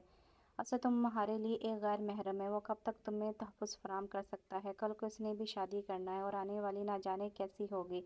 وہ تمہیں برداشت کرے یا نہیں، یہ سچ تو یہ ہے کہ تمہیں کہیں اور بہاتے ہوئے مجھے خوف بھی آتا ہے۔ اسد اچھا انسان ہے، کوئی کمی کوئی خامی نہیں۔ میں نے رجیہ سے رات فون پہ تفصیلی بات کی تھی، اسے میرے فیصلے سے خوشی ہوئی۔ وہ لب بینچ بیٹھی رہی۔ صبا بیٹے، یقین کرو، اسد بہت اچھا انسان ہے۔ ان 2 سالوں میں تم نے اسے اچھی طرح دیکھا ہے۔ ان کا مستقبل بہت روشن ہے۔ اگر تم اس وجہ سے خوفزدہ ہو کہ نہ جانے وہ کس خاندان کا خون ہے تو بیٹا اس سے چھوٹی سی بات کو ذہن میں جگہ مت دو۔ اس کے انداز و اطوار، مزاج و شہابت سے ہی معلوم ہوتا ہے کہ کسی عام گھرانے کا چشم و چراغ نہیں ہے۔ نہ جانے کیا حالات تھے کہ وہ مجھے اس حالت میں ملا، نہ جانے کس کی آنکھوں کی ٹھنڈک اور کس کے دل کا ٹکڑا ہے۔ خدا نہ خواستہ غلط ہاتھوں میں پڑ جاتا تو کیا مستقبل ہوتا۔ میں نے اسے اپنا نام دیا، لکھایا، پڑھایا، معاشرے میں ایک مقام دیا۔ لوگ اسے میرا بیٹا ہی کہتے ہیں۔ وہ میرے لیے دوسرا حماد ہے، اور ایک باپ اپنی بیٹی کے لیے ایسا ہی بیٹا چاہتا ہے۔ وہ نہ جانے اسے کیا کیا سمجھا رہے تھے۔ وہ ایک دم اٹھی تھی اور ان کے کمرے سے نکل آئی تھی۔ اس کے اور تایا جان کے درمیان ایک خاموش سی جنگ جاری تھی۔ اسد کو اس صورتحال کا اندازہ تھا مگر وہ خاموش تھا۔ مجتبیٰ حسین صاحب نے اپنا فیصلہ منوانے کے لیے اس سے بات چیت بند کر دی تھی۔ انہیں لگتا تھا کہ اس طرح وہ صبا کو قائل کر لیں گے، مگر اندر ہی اندر وہ اس خاموش پالیسی پر تینوں ہی دل فردہ اور پریشان تھے۔ صبا عجیب آسودگی کی کیفیت میں گھری ہوئی تھی۔ رات میں سے نیند نہیں آ رہی تھی تو باہر نکل آئی تھی۔ کچھ دیر تو برآمدے کی سیڑھیوں میں گمسم بیٹھی رہی، پھر اچانک برآمدے کی سیڑھیوں پر گمسم بیٹھی رہی، پھر اچانک تایا ابو کے کمرے سے دھڑام سے کوئی چیز گرنے اور ٹوٹنے کی آواز آئی تو وہ چونک گئی، اٹھ کر کمرے کی طرف بھاگی، دروازہ کھول کر اندر جھانکا تو اوستان خطا ہوا ہے۔ تایا ابو شاید پانی پینے کے لیے اٹھے تھے، سنبھل نہ سکے اور گر پڑے۔ گلاس ٹکڑے ٹکڑے ہو گئے۔ اس نے دوسرے بستر کی طرف دیکھا، وہ خالی تھا۔ اسد بستر پر نہ تھا۔ تایا ابو کی طبیعت کی وجہ سے اسد زیادہ تر اسی کمرے میں سوتا تھا، مگر جس دن اس کے آفس کا کام ہوتا تو وہ اپنے کمرے میں چلا جاتا، مشتبہ حسین ڈسٹرب نہ ہوں۔ وہ دوڑ کر ان کے قریب پہنچی، پوری قوت لگا کے ان کو اٹھانے کی کوشش کی، مگر جب وہ انہیں سنبھل نہ پائی تو اسد کے کمرے کی طرف بھاگی۔ دروازہ بند نہیں تھا، تیزی سے اندر داخل ہوتی اس نے بستر پر دراز اسد کے اوپر سے چادر کھینچی۔ وہ ہڑبڑا کر اٹھ بیٹھا، وہ کبھی بھی اس کے کمرے میں داخل نہیں ہوئی تھی اور اب رات کے اس پہر اس کی حیرت یقینی تھی۔ وہ اسد تایب باقی کے الفاظ اس کے منہ میں رہ گئے۔ ابھی کچھ دیر پہلے وہ اپنا کام نپٹا کر لیٹا تھا، وہ فوراً بستر سے اترا اور تایب کے کمرے کی طرف بھاگا۔ تایب بے ہوش ہو چکے تھے، ابو اس نے سیدھا کیا مگر کوئی حرکت نہ ہوئی تھی۔ ان کی حالت دیکھ کر وہ رو پڑی تھی۔ اسد، پولیس ڈاکٹر کو بلائیں یا ان کو ہسپتال لے جائیں۔ اس نے وحشت سے اسد کا بازو جھنجھوڑ ڈالا تھا۔ اسد نے انہیں بستر پر لٹا دیا تھا۔ میں انکل امتیاز کی طرف جاتا ہوں، اس وقت ڈاکٹرز کا تو ملنا مشکل ہے، میں ان کے ساتھ ابو کو لے کر جاتا ہوں۔ وہ اجلتے میں کہتے ہوئے باہر نکل گیا۔ کچھ دیر بعد لوٹا تو اس کے ساتھ انکل امتیاز تھے۔ وہ انکل امتیاز کے ساتھ مشتبہ حسین کو لے کر ہسپتال چلا گیا۔ ساری رات وہ پریشانی میں ٹہلتی رہی۔ صبح اس نے ہسپتال سے صبا کو فون کر کے خیریت کو فون کر دیا۔ دوپہر میں اسد اسے لینے گھر آیا تو کافی تھکا ہوا اور نڈھال لگ رہا تھا۔ ساری رات کی بھاگ دوڑ اور بے آرامی نے اسے کافی متاثر کیا تھا۔ اسد کو اس کی حالت میں دیکھ کر صبا شرمندہ سی ہو گئی۔ بہت تھک گئے ہیں، کھانا کھائیں گے؟ اس نے بالوں میں انگلیاں چلاتے ہوئے رک کر اسے دیکھا۔ تھکے تھکے سانب لیے اس نے آنکھیں موند لی ہوں۔ کچھ توقف کے بعد اس نے کہا تھا۔ وہ کچن میں آ گئی۔ اس کے لیے کھانا بناتے ہوئے وہ عجیب سے احساسات کا شکار ہوئی۔ کھانے کی ٹرے اس کے سامنے میز پر رکھی، آواز پر اسد نے آنکھیں کھولی۔ ٹرے اپنی طرف کھسکاتے ہوئے اس نے صبا سے بھی کھانے کو کہا۔ وہ خاموشی سے بیٹھ گئی۔ صبا، ابو جان کی زندگی کا کوئی بھروسہ نہیں ہے، ڈاکٹرز مکمل طور پر ناامید ہیں، کہہ رہے ہیں کہ اس اٹیک کے بعد ان کی حالت سنبھلنے کی بجائے مزید بگڑنے کا خدشہ ہے۔ دراصل وہ خود بھی اپنے دل پاور ختم کر چکے ہیں۔ ڈاکٹرز کہہ رہے ہیں کہ گھر میں ان پر خصوصی توجہ دیں، انہیں ایسا ماحول فراہم کریں کہ یہ ٹینشن سے دور رہیں۔ انہیں انجانیہ کا دورہ پڑا تھا۔ کھانا کھاتے دھیمے لب و لہجے میں اس نے ساری تفصیل بتائی۔ صبا کا ضبط بکھر کر رہ گیا، پھوٹ پھوٹ کر رو پڑی۔ رونے کا کوئی فائدہ نہیں ہے صبا، آپ کو یہ ساری صورتحال اس لیے بتا رہی ہوں کہ آپ کا ان سے ہر دورہ رشتہ ہے۔ میرا بے شک ان سے خون کا کوئی رشتہ نہیں، مگر میں نے انہیں ہمیشہ باپ ہی تسلیم کیا۔ جتنا آپ ان کے قریب رہی ہیں اتنا میں بھی نہیں ہوں۔ میں جانتا ہوں آپ ان سے بہت محبت کرتی ہیں، مگر پلیز آپ ان کو اس ٹینشن سے نکال دیں، اپنے لیے کوئی بہتر فیصلہ کر لیں۔ زندگی کبھی تنہا نہیں گزرتی، آپ کو زندگی میں بھی ابھی نہیں تو آگے ضرور سہارے کی ضرورت پڑے گی۔ میں اپنے لیے فورس نہیں کر رہا، آپ بے شک کسی اور کے لیے ہی صحیح پر ہاں کر دیں۔ وہ اس دنیا سے جانے سے پہلے آپ کی فکر سے آزاد ہونا چاہتے ہیں، آپ کو اپنے گھر میں پھر سے باہر دیکھنا چاہتے ہیں۔ دھیمے اور ٹھہرے ہوئے لہجے میں کہتے ہوئے اس نے ساری صورتحال واضح کر دی۔ وہ گمسم سی بیٹھی رہ گئی۔ پھر وہ جتنا مرضی جھٹلاتی، لیکن تایب کہ اس اٹیک کی وجہ وہ خود بھی تھی۔ جس طرح وہ ان سے قطع تعلق کیے ہوئے تھی، یہ صورتحال تو پیش آنی ہی تھی۔ آپ اچھی طرح سوچ لیں، آپ پر کوئی زبردستی، کوئی دباؤ نہیں، خاص طور پر یہ میری طرف سے تو قطعی نہیں۔ شادی بیاہ بچوں کا کھیل نہیں، یہ عمر بھر کی بات ہے، اور میں سمجھتا ہوں کہ دل آمادہ نہ ہو تو ایسا بندھن باندھنے کی بالکل ضرورت نہیں۔ اس نے کبھی سوچا بھی نہیں تھا کہ اسد یوں اسے یہ سب سمجھا رہا ہوگا۔ میں ذرا چینج کر لوں، آپ بھی تیار ہو جائیں، پھر ہسپتال چلتے ہیں۔ وہ کھانا ختم کر چکا تھا، برتن سمیٹتے ہوئے تایب کے لیے پرہیزی کھانا بناتے ہوئے، تیار ہوتے ہوئے وہ عجیب کشمکش کا شکار تھی۔ امتیاز انکل ہسپتال میں تایب کے پاس ہی تھے۔ اسد ان کی ہی گاڑی لے کر آیا تھا۔ صبا ان کے ساتھ فرنٹ سیٹ پر آ بیٹھی۔ اسد نے گاڑی سٹارٹ کرتے ہوئے بغور دیکھا، اس کی آنکھیں مزید سرخ ہو رہی تھیں، یوں لگتا تھا وہ پھر خوب روئی ہے۔ اسد، آپ اچھی طرح جانتے ہیں میری اور حماد کی اٹیچمنٹ ایک دو دن کی بات نہ تھی۔ اس کی محبت، توجہ اور پیار نے مجھے کبھی کچھ اور سوچنے کا موقع ہی نہیں دیا۔ میں حماد کے ساتھ بیاہ کے اس گھر میں آئی اور حماد کے بعد کسی اور کا تصور، چاہے وہ کوئی بھی ہو۔ وہ جملہ دوڑا چھوڑ کر سسک اٹھی تھی۔ اسد لب بھینچے گاڑی چلاتا رہا۔ آپ تایب سے کہہ دیجئے میں آپ سے نکاح کے لیے تیار ہوں۔ روتے ہوئے اس نے ہاتھوں میں چہرہ چھپا لیا تھا اور اسد بس اسے دیکھ کر رہ گیا تھا۔ مشتبہ حسین چند دن ہسپتال میں رہے تھے، ان کی طبیعت کچھ سنبھلی تو ڈسچارج کر دیے گئے۔ وہ گھر لوٹے تو بہت زیادہ لاغور ہو چکے تھے۔ ان کی حالت دیکھ کر صبا مزید وحشت زدہ ہو جاتی تھی۔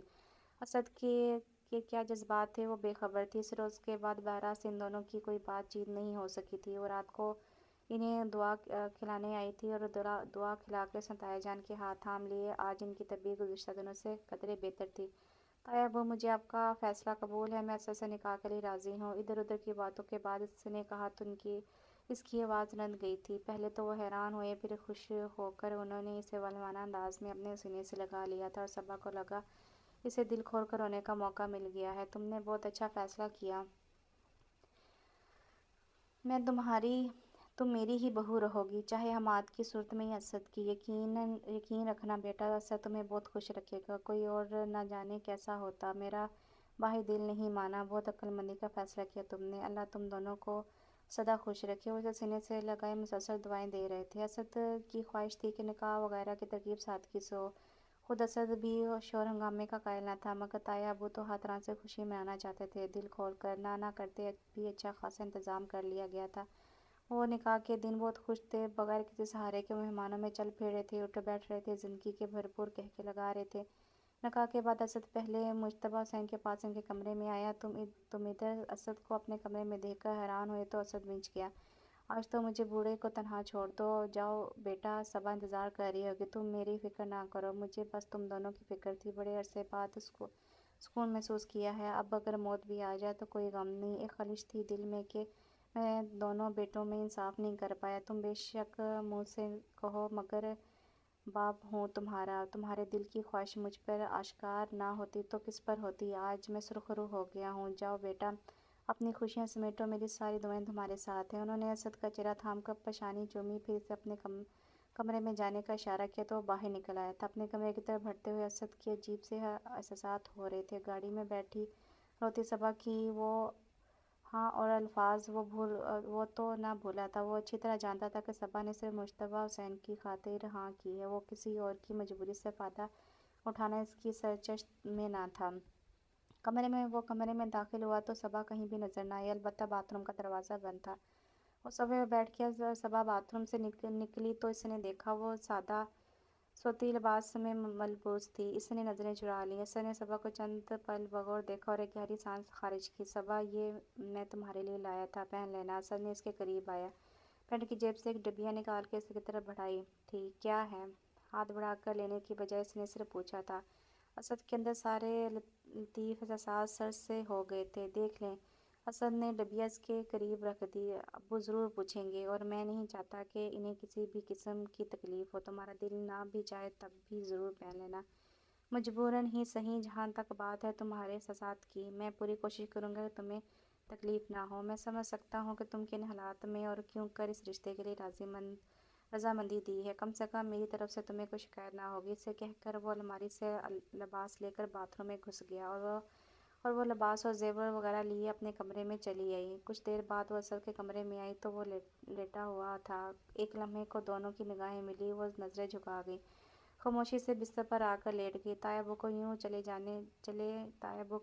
چلے جانا اگرچہ اچانک نہیں تھا مگر بہت بڑا صدمہ تھا۔ کتنے دنوں تک تو صبا سنبھل ہی نہ سکی۔ رضیہ باجی باپ کی وفات کی خبر سن کر فوراً پاکستان آ گئی، چند ہفتے ٹھہری، مگر کب تک اپنا گھر بار چھوڑ کر وہ یہاں ٹھہری رہتی۔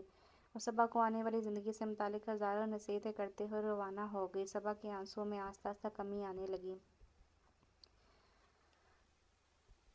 اسد صبا کا خیال رکھنے کی پوری کوشش کر رہا تھا، اس کے احساسات اور جذبات کا خصوصی خیال رکھتا تھا۔ وہ غیر محسوس انداز میں اسد پر انحصار کرنے لگی تھی، اسد کی موجودگی ڈھارس دیتی تھی، اور جب اسد نے تایا کی وفات کے بعد دوبارہ صوفے جانا شروع کیا تو صبا تنہائی کے احساس میں گھرتی چلی گئی تھی۔ وہ جتنی دیر تک گھر سے باہر رہتا وہ مختلف عوام میں کا شکار ہو کر رہتی، جب وہ گھر آتا تو اسے لگتا کسی مضبوط صاحبان کے سائے میں آ گئی ہے۔ وہ ایک ذمہ دار منصب پر فائز تھا، اس کے ذمے آفس کی طرف سے ایک خاص پروجیکٹ تھا جس کی کامیابی کی صورت میں اسے کراچی کمپنی کی برانچ کا انچارج بنا کر بھیجے جانے کے لیے بہت امکانات تھے، اس میں اسے کافی مہارت ملنے کی توقع تھی۔ اس کا پروجیکٹ پاس ہو گیا اور اسے کراچی شفٹ ہونے کے کمال مل گئے تھے۔ مجتبیٰ حسین کی وفات کے بعد یہ پہلی خوشخبری تھی اور وہ خاصا مسرور سا گھر لوٹا تھا۔ اس کا خیال تھا کہ صبا سو گئی ہوگی، مگر وہ جب اندر آیا تو صبا کو ٹی وی لاؤنج میں بیٹھے دیکھ کر رک گیا۔ السلام علیکم، صبا نے خاموشی سے اسے دیکھ کر سر ہلا دیا۔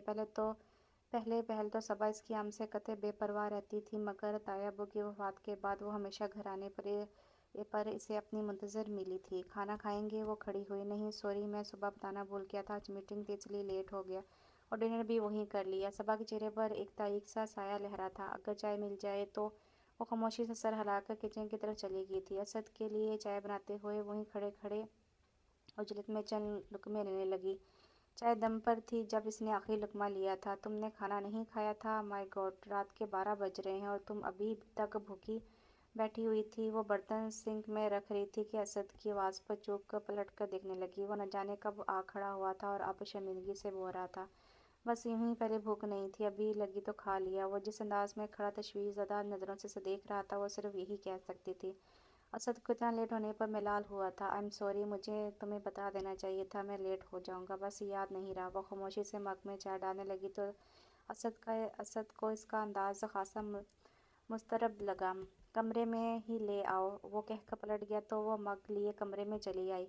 اسد کپڑے بدل کر آستین کونیوں تک لپیٹے ہوئے بستر پر آ بیٹھا۔ مجھے اندازہ ہے کہ میں کچھ زیادہ ہی مصروف ہو گیا ہوں، تمہیں زیادہ وقت نہیں دے پا رہا۔ آئی ایم سوری، آئندہ ایسا نہیں ہوگا، میں کوشش کروں گا کہ وقت پر گھر آ جایا کروں۔ مجھے آپ سے کوئی شکوہ نہیں ہے، میں آپ کے فرائض اور جاب کے مسائل سمجھ سکتی ہوں۔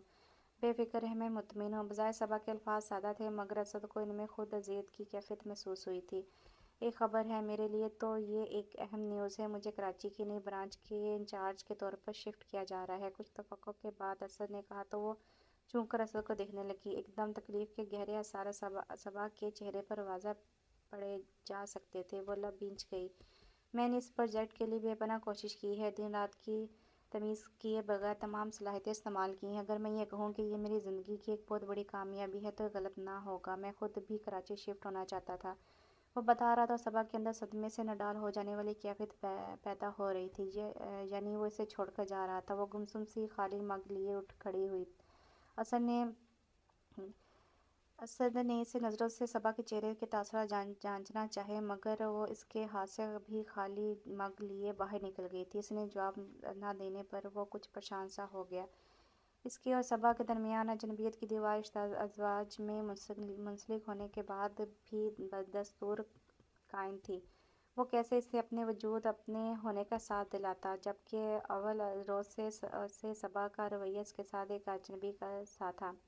اس نے اپنے اور اس کے درمیان اونچی اونچی دیواریں قائم کر رکھی تھیں۔ وہ اس کی ناراضگی کی وجہ سے سمجھ رہا تھا۔ وہ بستر پر آ کر لیٹی تو اس نے مخاطب کیے بغیر کہا، ٹھیک ہے، میں نے لاپرواہی برتی، مگر تمہاری ذمہ داری سے کب انکار کیا ہے میں نے؟ صبا بغیر جواب دیے کروٹ بدلے رو رہی تھی۔ اس نے بے چین ہو کر پکارا، صبا!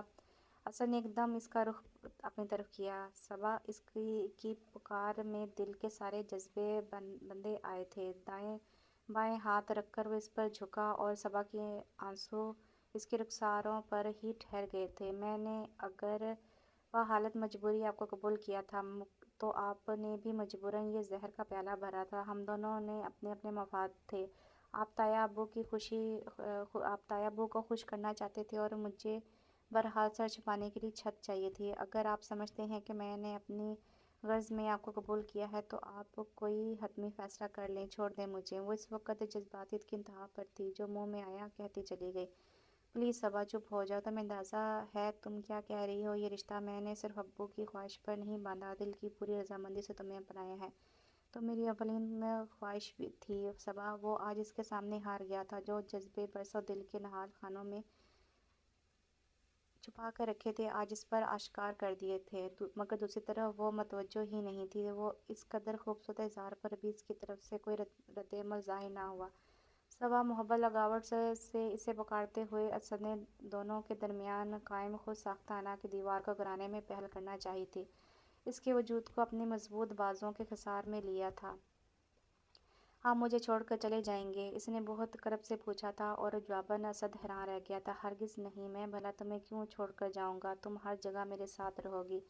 اس نے بے یقینی سے دیکھا، وہاں مجھے رہائش مل رہی ہے، تم بس پیکنگ کرو، تم میرے ساتھ چلو گی۔ اسد نے اسے بھرپور الفاظ انداز میں یقین دلانے کی کوشش کی، مگر اس نے کچھ نہ کہا، بس تھوڑی ہی دیر تک دیکھتی رہی، پھر کروٹ بدل کر آنکھیں موند لیں۔ پشمانہ اور زوار خان کی شادی ہو گئی تھی۔ بی بی جان مطمئن تھی کہ پشمانہ اور زوار خان ان کے پاس تھے۔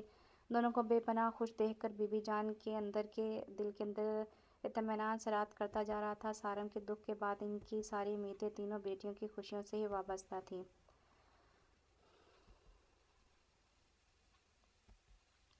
سب لوگ کہتے تھے کہ سارم اس دنیا میں نہیں ہے، مگر ان کا دل اس حقیقت کو نہیں مانتا تھا۔ حتیٰ کہ خان ذکاء اللہ خان بھی اس حقیقت کو مان چکے تھے کہ اب وہ اس دنیا میں نہیں ہے، مگر ان کی ممتا کو یہ یقین تھا کہ وہ کہیں نہ کہیں ضرور ہے۔ دنیا کے کسی گوشے، کسی کونے میں وہ سانس لے رہا ہے۔ وہ اس کے وجود کی حرکت ابھی بھی اپنے وجود میں محسوس کرتی تھی۔ بی بی جان ملازمت سے اپنی الماری کی صفائی کر رہا تھی، جب ان کی نگاہ سرخ مخمل البم پر پڑی۔ میرا، یہ البم نکال دو ذرا۔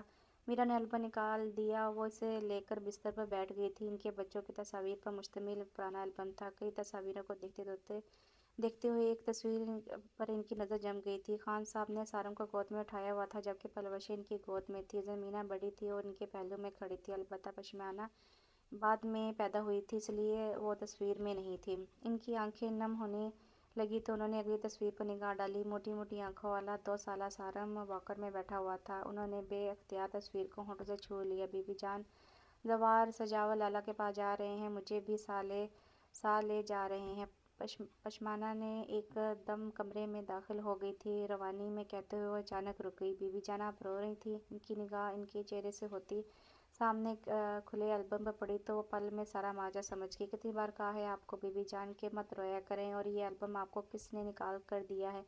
میں نے سب سے اوپر دراز میں چھپا کر رکھا تھا۔ وہ بی بی جان کے پاس آ کر بیٹھ گئی تھی۔ تم کیا کہہ رہی تھی؟ انہوں نے خود کو سنبھالا تھا۔ زوار بتا رہے تھے کہ وہ سجاول لالا کے ہاں ساتھ چلنے کی ضد کر رہے ہیں۔ کہہ رہے ہیں چند دن کی بات ہے، آؤٹنگ ہو جائے گی، ضرور جاؤ، یہی دن تو ہوتے ہیں گھومنے پھرنے کے۔ پھر میں زوار سے کہہ دیتی ہوں کہ انتظامات کر لیں۔ انہوں نے خاموشی سے سر ہلا دیا۔ بی بی جان، یہ البم میں اپنے کمرے میں لے کر جا رہی ہوں، اب آپ کو ہاتھ نہیں لگانے دوں گی، خواہ مخواہ آپ کی طبیعت خراب کر لیتی ہیں اپنی۔ اس نے البم پہ اپنے قبضے میں کر لیا۔ بی بی جان نے کچھ کہنا چاہا، مگر پھر خاموش ہو گئی۔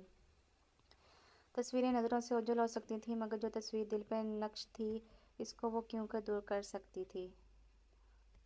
اگر شفٹ ہونے کے بعد اسد نے صبا کو بھرپور خیال رکھنے کی کوشش کی تھی، آفس کے بعد سارا وقت کراچی شفٹ ہونے کے بعد اسد نے صبا کا بھرپور خیال رکھنے کی کوشش کی تھی۔ آفس کے بعد سارا وقت وہ گھر پر ہی گزارتا تھا۔ اس کا رویہ اسد کے ساتھ قدرے بہتر ہوا تھا، مگر درمیان میں ایک ان دیکھی دیوار اب بھی قائم تھی، جسے نہ اس نے قبول کیا تھا اور نہ ہی اسد نے ایسی کوئی کوشش کی تھی۔ صبا کی ایک بار کی بے یقینی کے بعد اس نے آہستہ آہستہ صبا کے ساتھ اپنے سلوک کو اس قدر نرم کر لیا تھا کہ صبا خود اس کی محبت اور اس کے احساسات اور جذبات کو سمجھ جائے۔ شاید اس طرح سے اس کے دل تک رسائی ممکن ہو سکتی تھی۔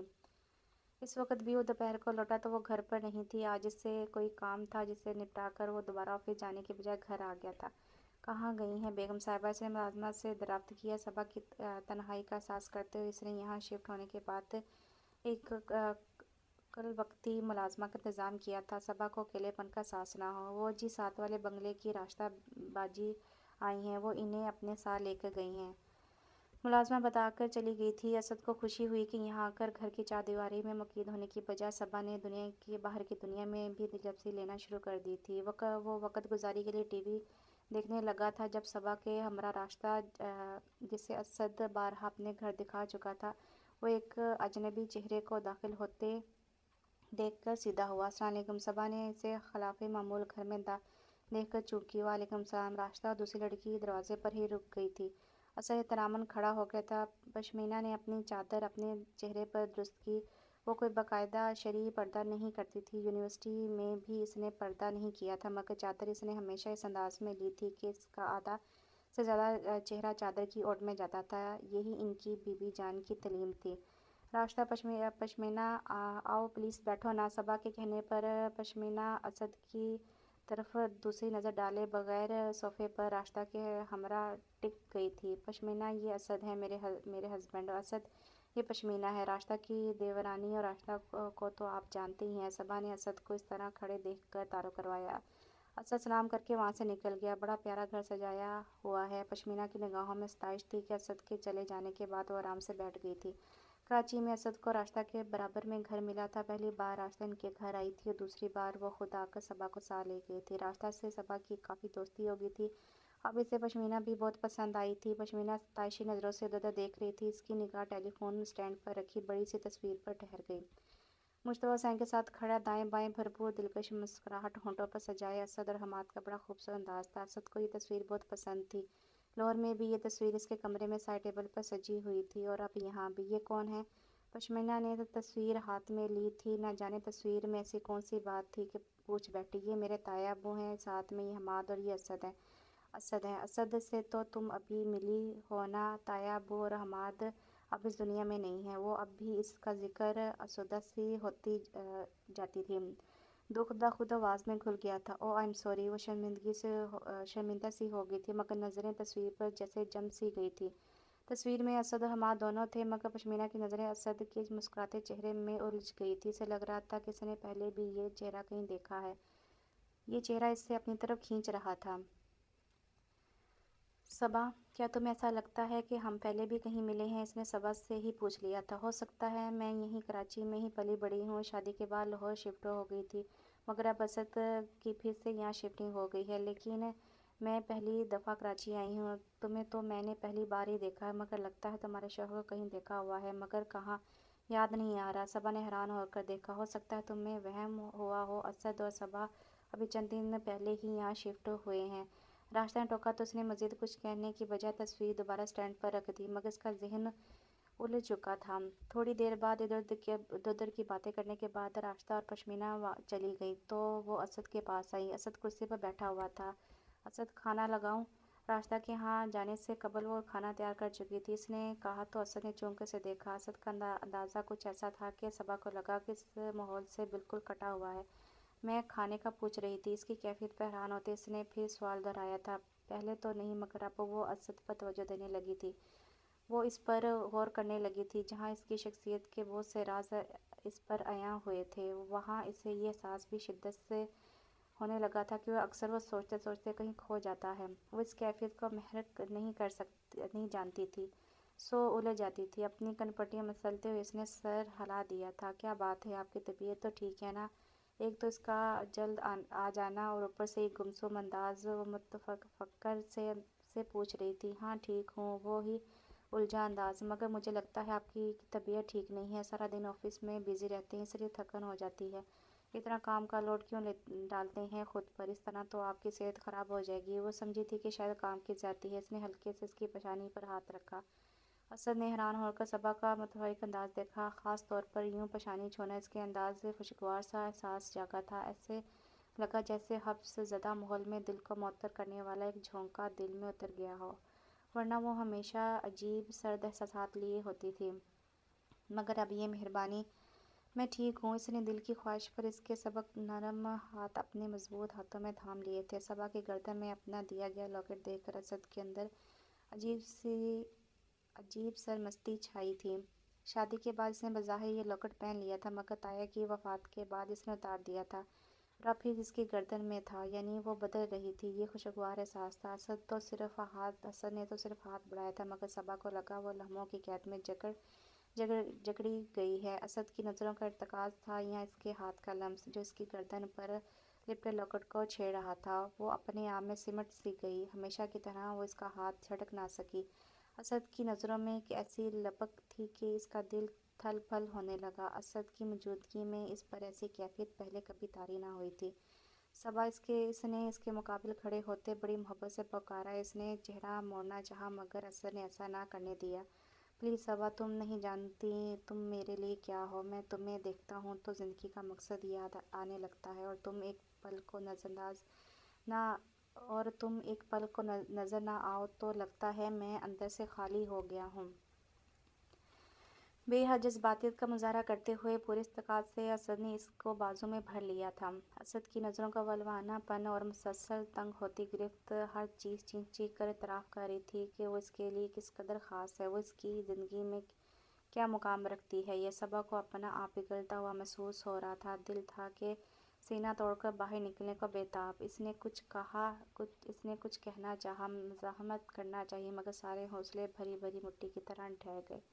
सबा, I love you, really I love you. मैं जानता हूँ मैं बेनाम व निशान वजूद हूँ, मगर हालात कैसे भी हों, प्लीज़ मुझे कभी तन्हा ना छोड़ना, मेरी ज़ात को ना झुठलाना, मुझे कभी खुद से दूर ना करना। मैं जानता हूँ मैं तुम्हारी मोहब्बत नहीं, तरजीह भी नहीं हूँ, फिर भी मेरा साथ देना। میں برسوں تڑپا ہوں، صرف تمہارے وجود کا سہارا ہے ورنہ۔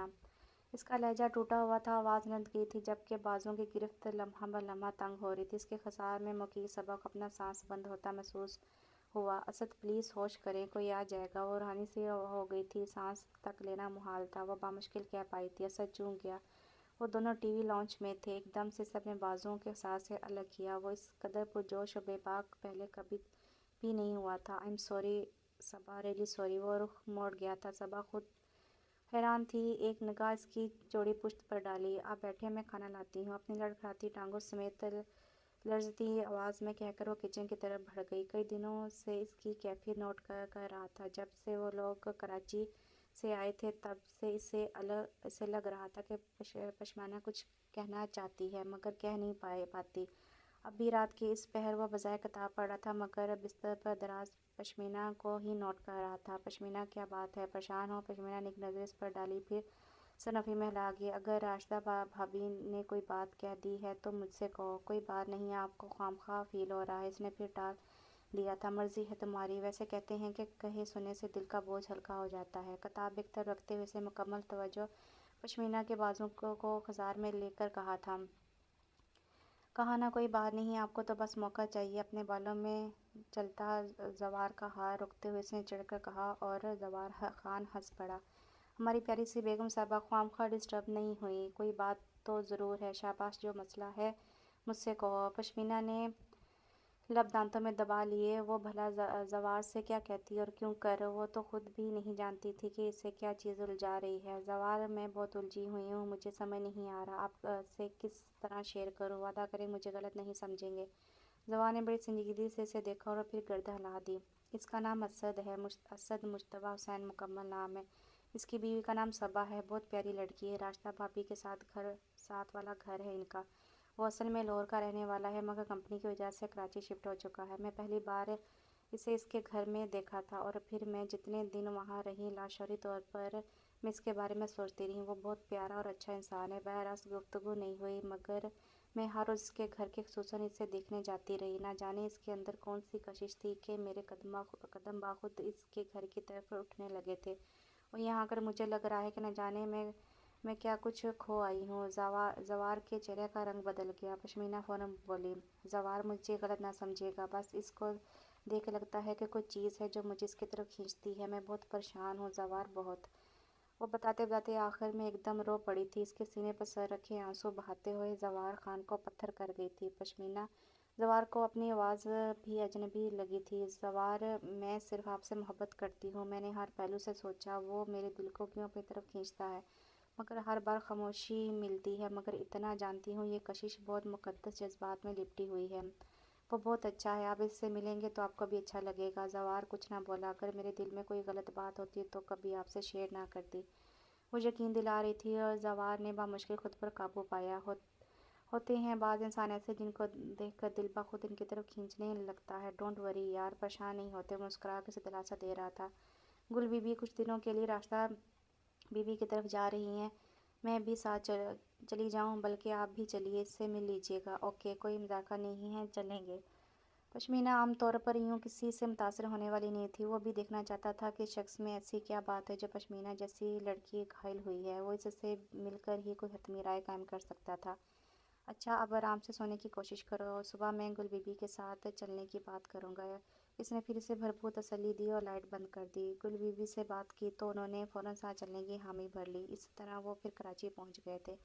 راشدہ بھابی اور دوبارہ پشمینہ کو دیکھ کر بہت خوش ہوئی تھی اور دوپہر کے کھانے کے بعد جب گل بی بی آرام کرنے لیٹ گئی تھی وہ زوار کو لے کر صبا کے گھر چلی گئی۔ صبا بھی پشمینہ کو دیکھ کر بہت خوش ہوئی۔ اسے بھی پشمینہ بہت اچھی لگی تھی۔ زوار کو دیکھنے کے بعد اسے ان کی جوڑی بہت بھائی تھی۔ معاف کیجیے گا زوار بھائی، اسد کراچی میں نہیں ہیں، وہ صبح ہی لاہور کے لیے نکلے ہیں، کل رات تک واپس آ جائیں گے۔ زوار نے جب اسد سے ملنے کی خواہش ظاہر کیا تو صبا نے بتایا۔ زوار کے ساتھ ساتھ پشمینہ کے چہرے کی بھی جوت بجھ گئی تھی۔ میں چائے لے کر آتی ہوں۔ وہ اٹھ کر چلی گئی تو پشمینہ نے اسٹینڈ پر رکھی تصویر تھام کر زوار کو تھمائی۔ یہ ہیں صبا کے شوہر اسد مجتبیٰ حسین، یہ سسر ہیں اور یہ اسد کے بھائی۔ زوار نے اسد کی تصویر پر نگاہیں جما دیں۔ وہ کئی ثانیے بغیر پلک جھپکائے دیکھے گیا۔ وہ کچھ دیر وہاں بیٹھ کر واپس آ گئے تھے۔ پشمینہ مجھے اس کا دیکھ کر ایسا لگا کہ میں اس سے پہلے کہیں مل چکا ہوں، وہ دیکھ چکا ہوں، مگر کہاں یاد نہیں آ رہا۔ اپنی کٹپٹیاں مسلتے ہوئے کہہ رہا تھا، اور پشمینہ ایک دم پرجوش ہو گئی، بالکل میری جیسی کیفیت۔ سچ زوار، مجھے بھی یہی لگا کہ میں نے اسے کہیں دیکھا ہوا ہے، ملی ہوں اس سے۔ زوار نے کچھ سوچتے ہوئے کہا، پشمینہ مجھے ایسا لگتا ہے اس شخص کی شکل ماموں جان سے ملتی جلتی ہے، شاید یہی اٹریکشن ہے جو ہمیں اس کی طرف کھینچتی ہے۔ وہ چونک گئی تھی، اگر اس کے چہرے پر بھی داڑھی ہو اور چہرے پر کچھ بڑھتی عمر کا عکس ہو تو بالکل ماموں جان کا چہرہ لگے۔ وہ پرسوچ انداز میں کہہ رہا تھا۔ پشمینہ کو لگا کہ اس کے ذہن میں کوئی دھماکہ سا ہوا ہے۔ سارم لالا، وہ سرسراتی آواز میں بولی، اور زوار چونک پڑا۔ زوار، وہ سارم لالا تو نہیں؟ ہمارے لالا، یہ ہمارے خون کی کشش تو نہیں جو مجھے اس کی طرف کھینچ رہی ہے؟ مگر ان کا نام تو اسد ہے، مصطفیٰ حسین کے بیٹے، حماد حسین کے بھائی، وہ لاہور سے آئے ہیں، پھر وہ ہمارے لالا کیسے ہو سکتے ہیں؟ زوار نے الجھ کر کہا۔ زوار، دعا کریں یہ ہمارے سارم لالا ہی ہوں۔ ہمارے لالا بی بی جان نے ایک عمر انتظار کیا ہے، وہ ساری رات سجدے میں گزار دیتی ہیں اس امید کے کہ ان کا سارم زندہ ہے۔ وہ شدت سے رو پڑی تھی۔ زوار خان نے بڑی صبا سے گل بی بی کو ساری بات بتائی۔ وہ فوراً صبا کے ہاں جانے کے لیے اٹھی۔ پشمینہ گل بی بی کو ہمراہ لیے صبا کے ہاں چل پڑی۔ صبا بڑے اتفاق سے گل بی بی سے ملی۔ اس نے انہیں ٹی وی لاؤنج میں بٹھایا تو پشمینہ کے اشارے کرنے پر انہوں نے موقع محل کا انتظار کیے بغیر تصویر اٹھا لی۔ سارم اسد پر نگاہ پڑتے ہی وہ پکاری۔ صبا نے ناسمجھی سے انہیں دیکھا۔ یہ کون ہے؟ انہوں نے تصویر پر انگلی رکھی۔ میرے شوہر ہیں اسد، اس نے سادگی سے بتایا تو گل بی بی فوراً اٹھی۔ نہیں، یہ سارم ہے، میرے لالا کی جوانی میں تو ایک نظر میں ہی پہچان گئی ہوں۔ آج وہ ہمارے پاس ہوتا تو بالکل ایسا ہی ہوتا۔ میرا دل کہتا ہے کہ یہ سارم ہے۔ اس کے رخسار کا یہ تل تھوڑی کا یہ نشان ہمارے سارم کا ہی تو ہے۔ اس کے والدین کون ہیں، کہاں ہیں؟ ان کی آنکھوں سے آنسو روا تھے اور صبا حیران شدر کھڑی تھی۔ اس کے والدین کون ہیں؟ کیا نام ہے اس کے باپ کا؟ وہ پوچھ رہی تھی اور صبا کو سمجھ نہیں آ رہا تھا کہ انہیں کیا بتائے۔ اپنے باپ کا نام تو اب شاید اسد کو بھی یاد نہ ہو۔ سب اسے مصطفیٰ حسین کے بیٹے کے نام سے ہی جانتے تھے۔ اسد مصطفیٰ حسین اس کی زبان سے پھسلا۔ دراصل اس نے کچھ کہنے کو لب ادا کیے۔ نہیں، یہ سارم ہے۔ سارم کے والد کا نام خان ذکا اللہ خان ہے۔ یہ پشمینہ کا بھائی ہے، میرے لالا علاقے کے سردار ہیں۔ میرا دل کہتا ہے کہ یہ ہمارا بچپن کا کھویا ہوا سارم ہے۔ بھابی جان کو یقین ہے کہ سارم زندہ ہے، انہوں نے اس کے انتظار میں سالہ گزارے ہیں۔ میں کیسے مان لوں کہ یہ اسد ہے؟ میں پہلی نگاہ ڈال کر ہی کہہ سکتی ہوں یہ میرا سارم ہے۔ یہ علاقے میں لے جا کر کھڑا کروں تو لوگ قسم کھا کر کہہ دیں گے یہ سارم ہے، ہو بہو میرے لالا کی جوانی۔ وہ رو رہی تھی اور صبا کا دماغ اس انکشاف پر سائیں سائیں کر رہا تھا۔ اس کی تھوڑی کا نشان تب پڑا تھا جب ایک دن لالا سارم کو اپنے ساتھ گھوڑے کی سواری کروانے لے گئے تھے اور یہ گرا پڑا تھا، ٹانکے لگے تھے۔ وقت کے ساتھ ساتھ داغ مدھم ہو گیا ہے مگر نشان برقرار ہے۔ وہ صبا کو بتاتے بتاتے آنکھیں صاف کر رہی تھی۔ ہمارا مخالف قبیلے سے شروع سے ہی جھگڑا چل رہا تھا، تو اب تو یہ قصہ ہی ختم ہو گیا، مگر اس وقت دونوں ایک دوسرے کے خون کے پیاسے تھے۔ ہمارے ایک ہی لالا تھے اور سارم ان کا ایک ہی لخت جگر۔ انہوں نے سازش سے ہمارا سارم ہم سے چھین لیا اور ہمارے خاندانی ملازم کے ساتھ حویلی سے نکلا تھا۔ بھابی جان نے اپنے ہاتھوں سے تیار کر کے بھیجا تھا۔ پہاڑوں پر یہ دشمن نے حملہ کر دیا، ملازم کو مار ڈالا اور ہمارا سارم، لوگ کہتے تھے کہ وہ پہاڑ سے نیچے گرا ہے۔ ہم نے بہت کوشش کی مگر ہمارا سارم نہ ملا۔ لوگ کہتے ہیں کہ وہ اس دنیا میں نہیں، مگر ہمیں یقین نہیں آتا تھا۔ وہ صبا بیٹھی سا بتا رہی تھی۔ پشمینہ کی آنکھیں بھی سرخ ہو چکی تھی۔ صبا بے دم بیٹھی تھی۔ آنٹی، اسد آپ کا سارم ہی ہے۔ اس کی زبان سے کیا نکلا؟ پشمینہ اور گل بی بی شدت سے رو دیں۔ تم سچ کہہ رہی ہو نا؟ یہ سارم ہے نا، میرے لالا کا بیٹا؟ اس کی آنکھوں کا نور، میری بھابھی کے دل کی ٹھنڈک، ہمارا سارم، یا اللہ کرم تیرا شکر۔ وہ اب اونچی آواز میں روتے ہوئے اسد کی تصویر چومے جا رہی تھی۔ تم ہماری بہو ہو، ہمارے سارم کی بیوی۔ انہوں نے ملہانہ پن سے صبا کو خود سے لپیٹ لیا۔ پشمینہ نے آہستہ آہستہ صبا کو اسد کی پہلی نگاہ دیکھنے کے بعد سے اب تک تمام صورتحال بتائی۔ وہ چپ ہوئی تو صبا نے شروع سے لے کر آخر تک ساری حقائق بیان کر ڈالی۔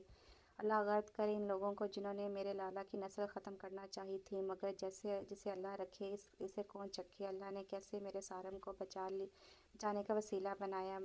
بڑے نیک صفت تھے تمہارے تایا، اللہ ان کی مغفرت کرے۔ اگر وہ زندہ ہوتے تو ضرور عقیدت سے شکریہ ادا کرتی ہوں۔ انہوں نے بڑے ہماری امانت سنبھال کر رکھی، اپنا نام دیا، پڑھایا لکھایا، یہ شادی کی، ورنہ کسی بے نام و نشان کا سہارا کون بنتا ہے۔ وہ پھر آبدہ ہو گئی تھیں۔ بہت پیاری ہو تم۔ بھابھی جان کا بڑا ارمان تھا کہ ان کا سارم زندہ ہوتا تو وہ اسے دولہا بناتی، شادی کرتی، ان کے بچوں کو گود میں کھلاتی۔ اب تم دیکھنا کیسے ہم تمہیں ارمانوں سے اپنے گھر لے کر جاتے ہیں، اپنے سارے ارمان پورے کرتی ہیں۔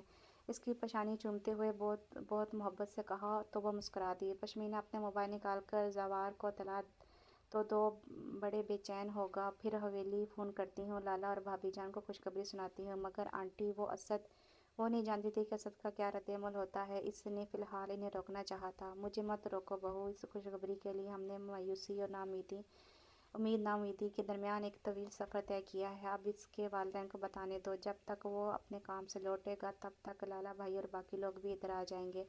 انہوں نے اس قدر ملتجئ انداز میں کہا کہ وہ کچھ نہ کہہ سکی تھی۔ وہ یہاں پہنچا تو گھر میں دو بڑی بڑی گاڑیاں کھڑی دیکھ کر چونکا۔ ملازمت سے صبا کا پوچھا، اس نے بتایا کہ وہ کچن میں ہے۔ وہ سامان رکھ کر کچن میں ہی چلا گیا۔ وہ دروازے کی طرف پشت کیے روٹی پکانے میں مصروف تھی۔ دوپٹہ قریب ہی اسٹینڈ پر تھا، شاید نہائی تھی اس لیے لمبے بالوں کا آبشار پشت پر بہہ رہا تھا۔ محض ایک کیچر کی مدد سے ہلکا سا سمیٹا ہوا تھا۔ صبا وہ اس کے بالکل عقب میں آ کھڑا۔ وہ چونک کر پلٹی تو اس کے ساتھ ٹکرا گئی۔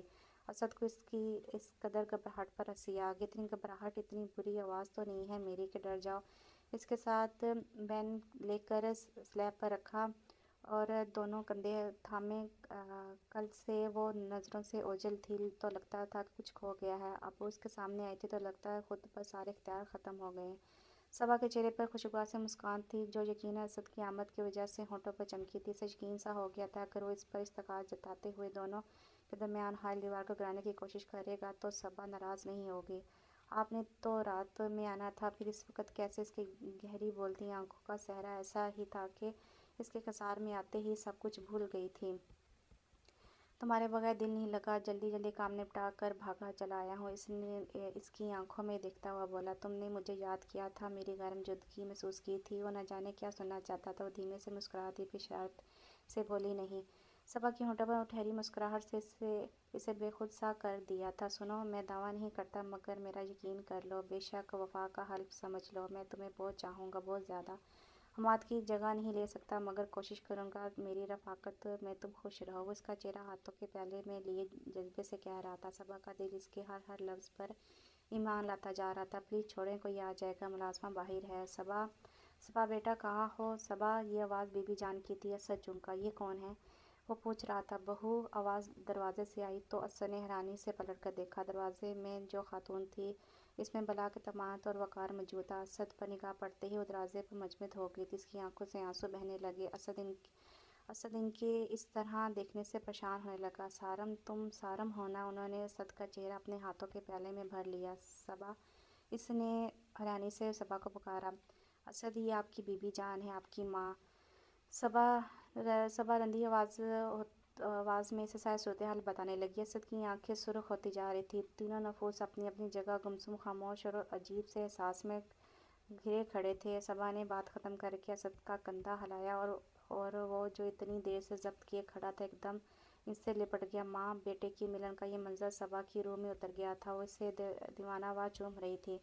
آپ اندر چلیں، اسد سہارا دے کر انہیں لاؤنج میں لیے چلا آیا۔ کچھ دیر بعد صبا لاؤنج میں اور بھی بہت سے چہروں کو بلا لائی۔ وہ سب بظاہر اس کے لیے اجنبی تھے مگر اس کے اپنے تھے۔ بہت گہرا تعلق تھا اس کا ان سب سے، اس کی بہنیں، بہنوئی، کزن، خالائیں، پھوپھیاں، دیگر رشتہ دار، وہ سب سے ملا۔ سب نے اسے ہاتھوں ہاتھ لیا تھا۔ یہ میرا بیٹا ہے، میرا خون، میری آن، میری شان، میرا بیٹا۔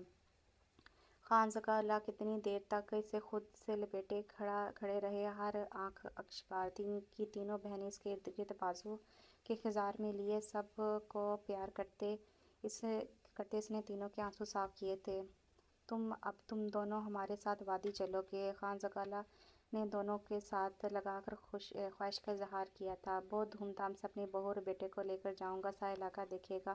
خانزادہ اللہ خان کا بیٹا زندہ ہے، وہ بہت پرجوش ہو رہے تھے۔ کھانے سے فراغت کے بعد وہ کمرے میں آئی تو اسد پہلے سے وہاں موجود تھا۔ تم نے مجھے بتایا نہیں کہ گھر میں اتنے سارے لوگ موجود ہیں؟ آپ نے موقع ہی کب دیا تھا، آتے ہی شروع ہو گئے تھے۔ اس نے اس کا سرخ چہرہ دیکھا جو اندرونی اور روحانی خوشیوں کا عکس تھا۔ صبا، اس دن کے لیے میں نے ساری زندگی انتظار کیا تھا۔ سچ تو یہ ہے کہ میں گزشتہ زندگی سے وہ 4 سال بھول چکا تھا میں کون ہوں، کیا ہوں، جو نام جو مقام ابو جان نے دیا وہی معتبر جانا۔ وہ ان کی زندگی میں کبھی اپنوں کی تلاش کرنے کی کوشش نہ کی کہ کہیں وہ ہر نہ ہو جائیں۔ یہاں آ کر بھی میں الجھتا رہا کہ کہاں سے شروع کروں۔ اس سے پہلے کہ میں باقاعدہ کوئی قدم اٹھاتا یہ سب ہو گیا۔ مجھے یقین نہیں آ رہا صبا کہ میں نے اپنوں کو پا لیا ہے، مجھے اپنی ذات کا ایک نشان مل گیا ہے، وہ جذب سے کہہ رہا تھا، اور صبا کی خوشیوں کے دائمی ہونے کی دعا کر رہی تھی۔ یہ سب جس قدر عجلت میں ہوا تھا اس قدر دلچسپ تھا، بہت رومانی اور خواب ناک، اور صبا کو لگ رہا تھا جیسے وہ کسی سلطنت کی مہارانی ہو۔ ایک ہفتے پہلے وہ سب اس حویلی میں آئے تھے، بابا جان، بی بی جان، تینوں بہنیں، سب نے گویا انہیں ہاتھوں کا چھالا بنا رکھا تھا۔ تینوں بہنیں اس کے آگے پیچھے یوں ہلکان ہو رہی تھی جیسے وہ بڑی قیمتی شے ہے۔ سارم خان ذکا اللہ خان کا اکلوتا بیٹا تھا جو برسوں نگاہوں سے اوجھل رہا۔ یہاں لانے کے بعد انہوں نے اس کے ولیمے کا اہتمام کیا تھا۔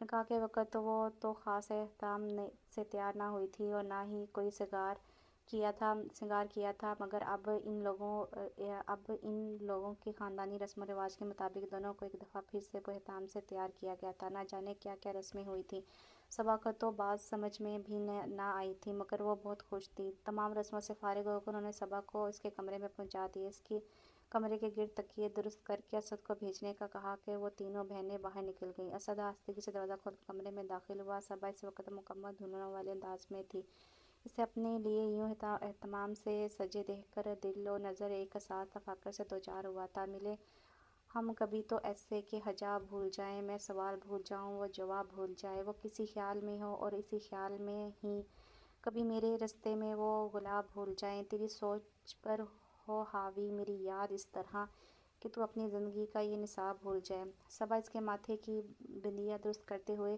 اس نے بہت جاذبے سے پکارا تھا۔ اس کی کلائی کے زیورات کو چھیڑتے ہوئے بچپن سے لے کر اب تک کے تمام واقعات یاد کرنے لگا۔ ہر لمحہ یادگار تھا، مگر اب تک لگتا تھا کہ اس نے بے نام و نشان کا جو بھی دور گزارا تھا اس کا انعام حویلی، محبت کرنے والے ماں باپ، جان چھڑکنے والی بہنوں اور صبا کی دل نشین رفاقت کی صورت میں مل گیا تھا۔ اتنا انتظار کیا ہے اس وقت کا، اب تو رحم کر لو تھوڑا، وہ اس کے کان میں شرارت بھرے انداز میں کہہ رہا تھا۔ اسد کی بوجھل آواز صبا کو اپنے حواس بے خود ہوتے محسوس ہوئے، وہ مکمل طور پر موڈ میں تھا۔ بے باک نگاہوں کے تقاضے انداز کیے جانے والے تو نہ تھے، اس کی قربت میں سے اپنے آپ کو فراموش ہوتا محسوس ہوتا، محبت بھری جسارتوں پر وہ گھبرا جاتی۔ تم نہیں جانتی صبا تم میرے لیے کیا ہو، مجھے اپنی محبت کا اظہار کرنے سے مت روکا کرو، اتنے جتن سے تو میں نے تمہیں پایا ہے۔ اس کے ہاتھوں کو اپنے ہونٹوں کا لمس بخشتے وہ اسے اپنے دل کی تمام وارداتوں کی کہانی سنا رہا تھا۔ وہ خود کو اس کے سپرد کیے، اس کی الفت محبت کی روداد سنتے ایک احساس تفکر سے دوچار ہوتی ہوئی جا رہی تھی اور دل ہی دل میں اپنے رب کا شکر ادا کیے جا رہی تھی۔ تو کیسا لگا آپ سب کو یہ ناول؟ یہ تو بہت ناول زبردست تھا، مجھے بہت پسند آیا۔ سمیرہ شریف تو بہت اچھی رائٹر ہیں، انہوں نے بہت اچھا ناول لکھا ہے، تو کمنٹس میں لازمی بتائیے گا، اور یہ ناول کمنٹس میں اس کو لازمی بتائیے گا، اور اس ناول کے بارے میں آپ سب کی کیا رائے ہے وہ بھی لازمی بتائیے گا، اور اگلے ناول کے ساتھ دوبارہ پھر حاضر ہوں گی۔ تب تک کے لیے مجھے اجازت دیجیے، اور میرا چینل سبسکرائب لازمی کریں، اور اپنے فرینڈس فیملی میں لازمی شیئر کیجیے گا۔ اللہ حافظ۔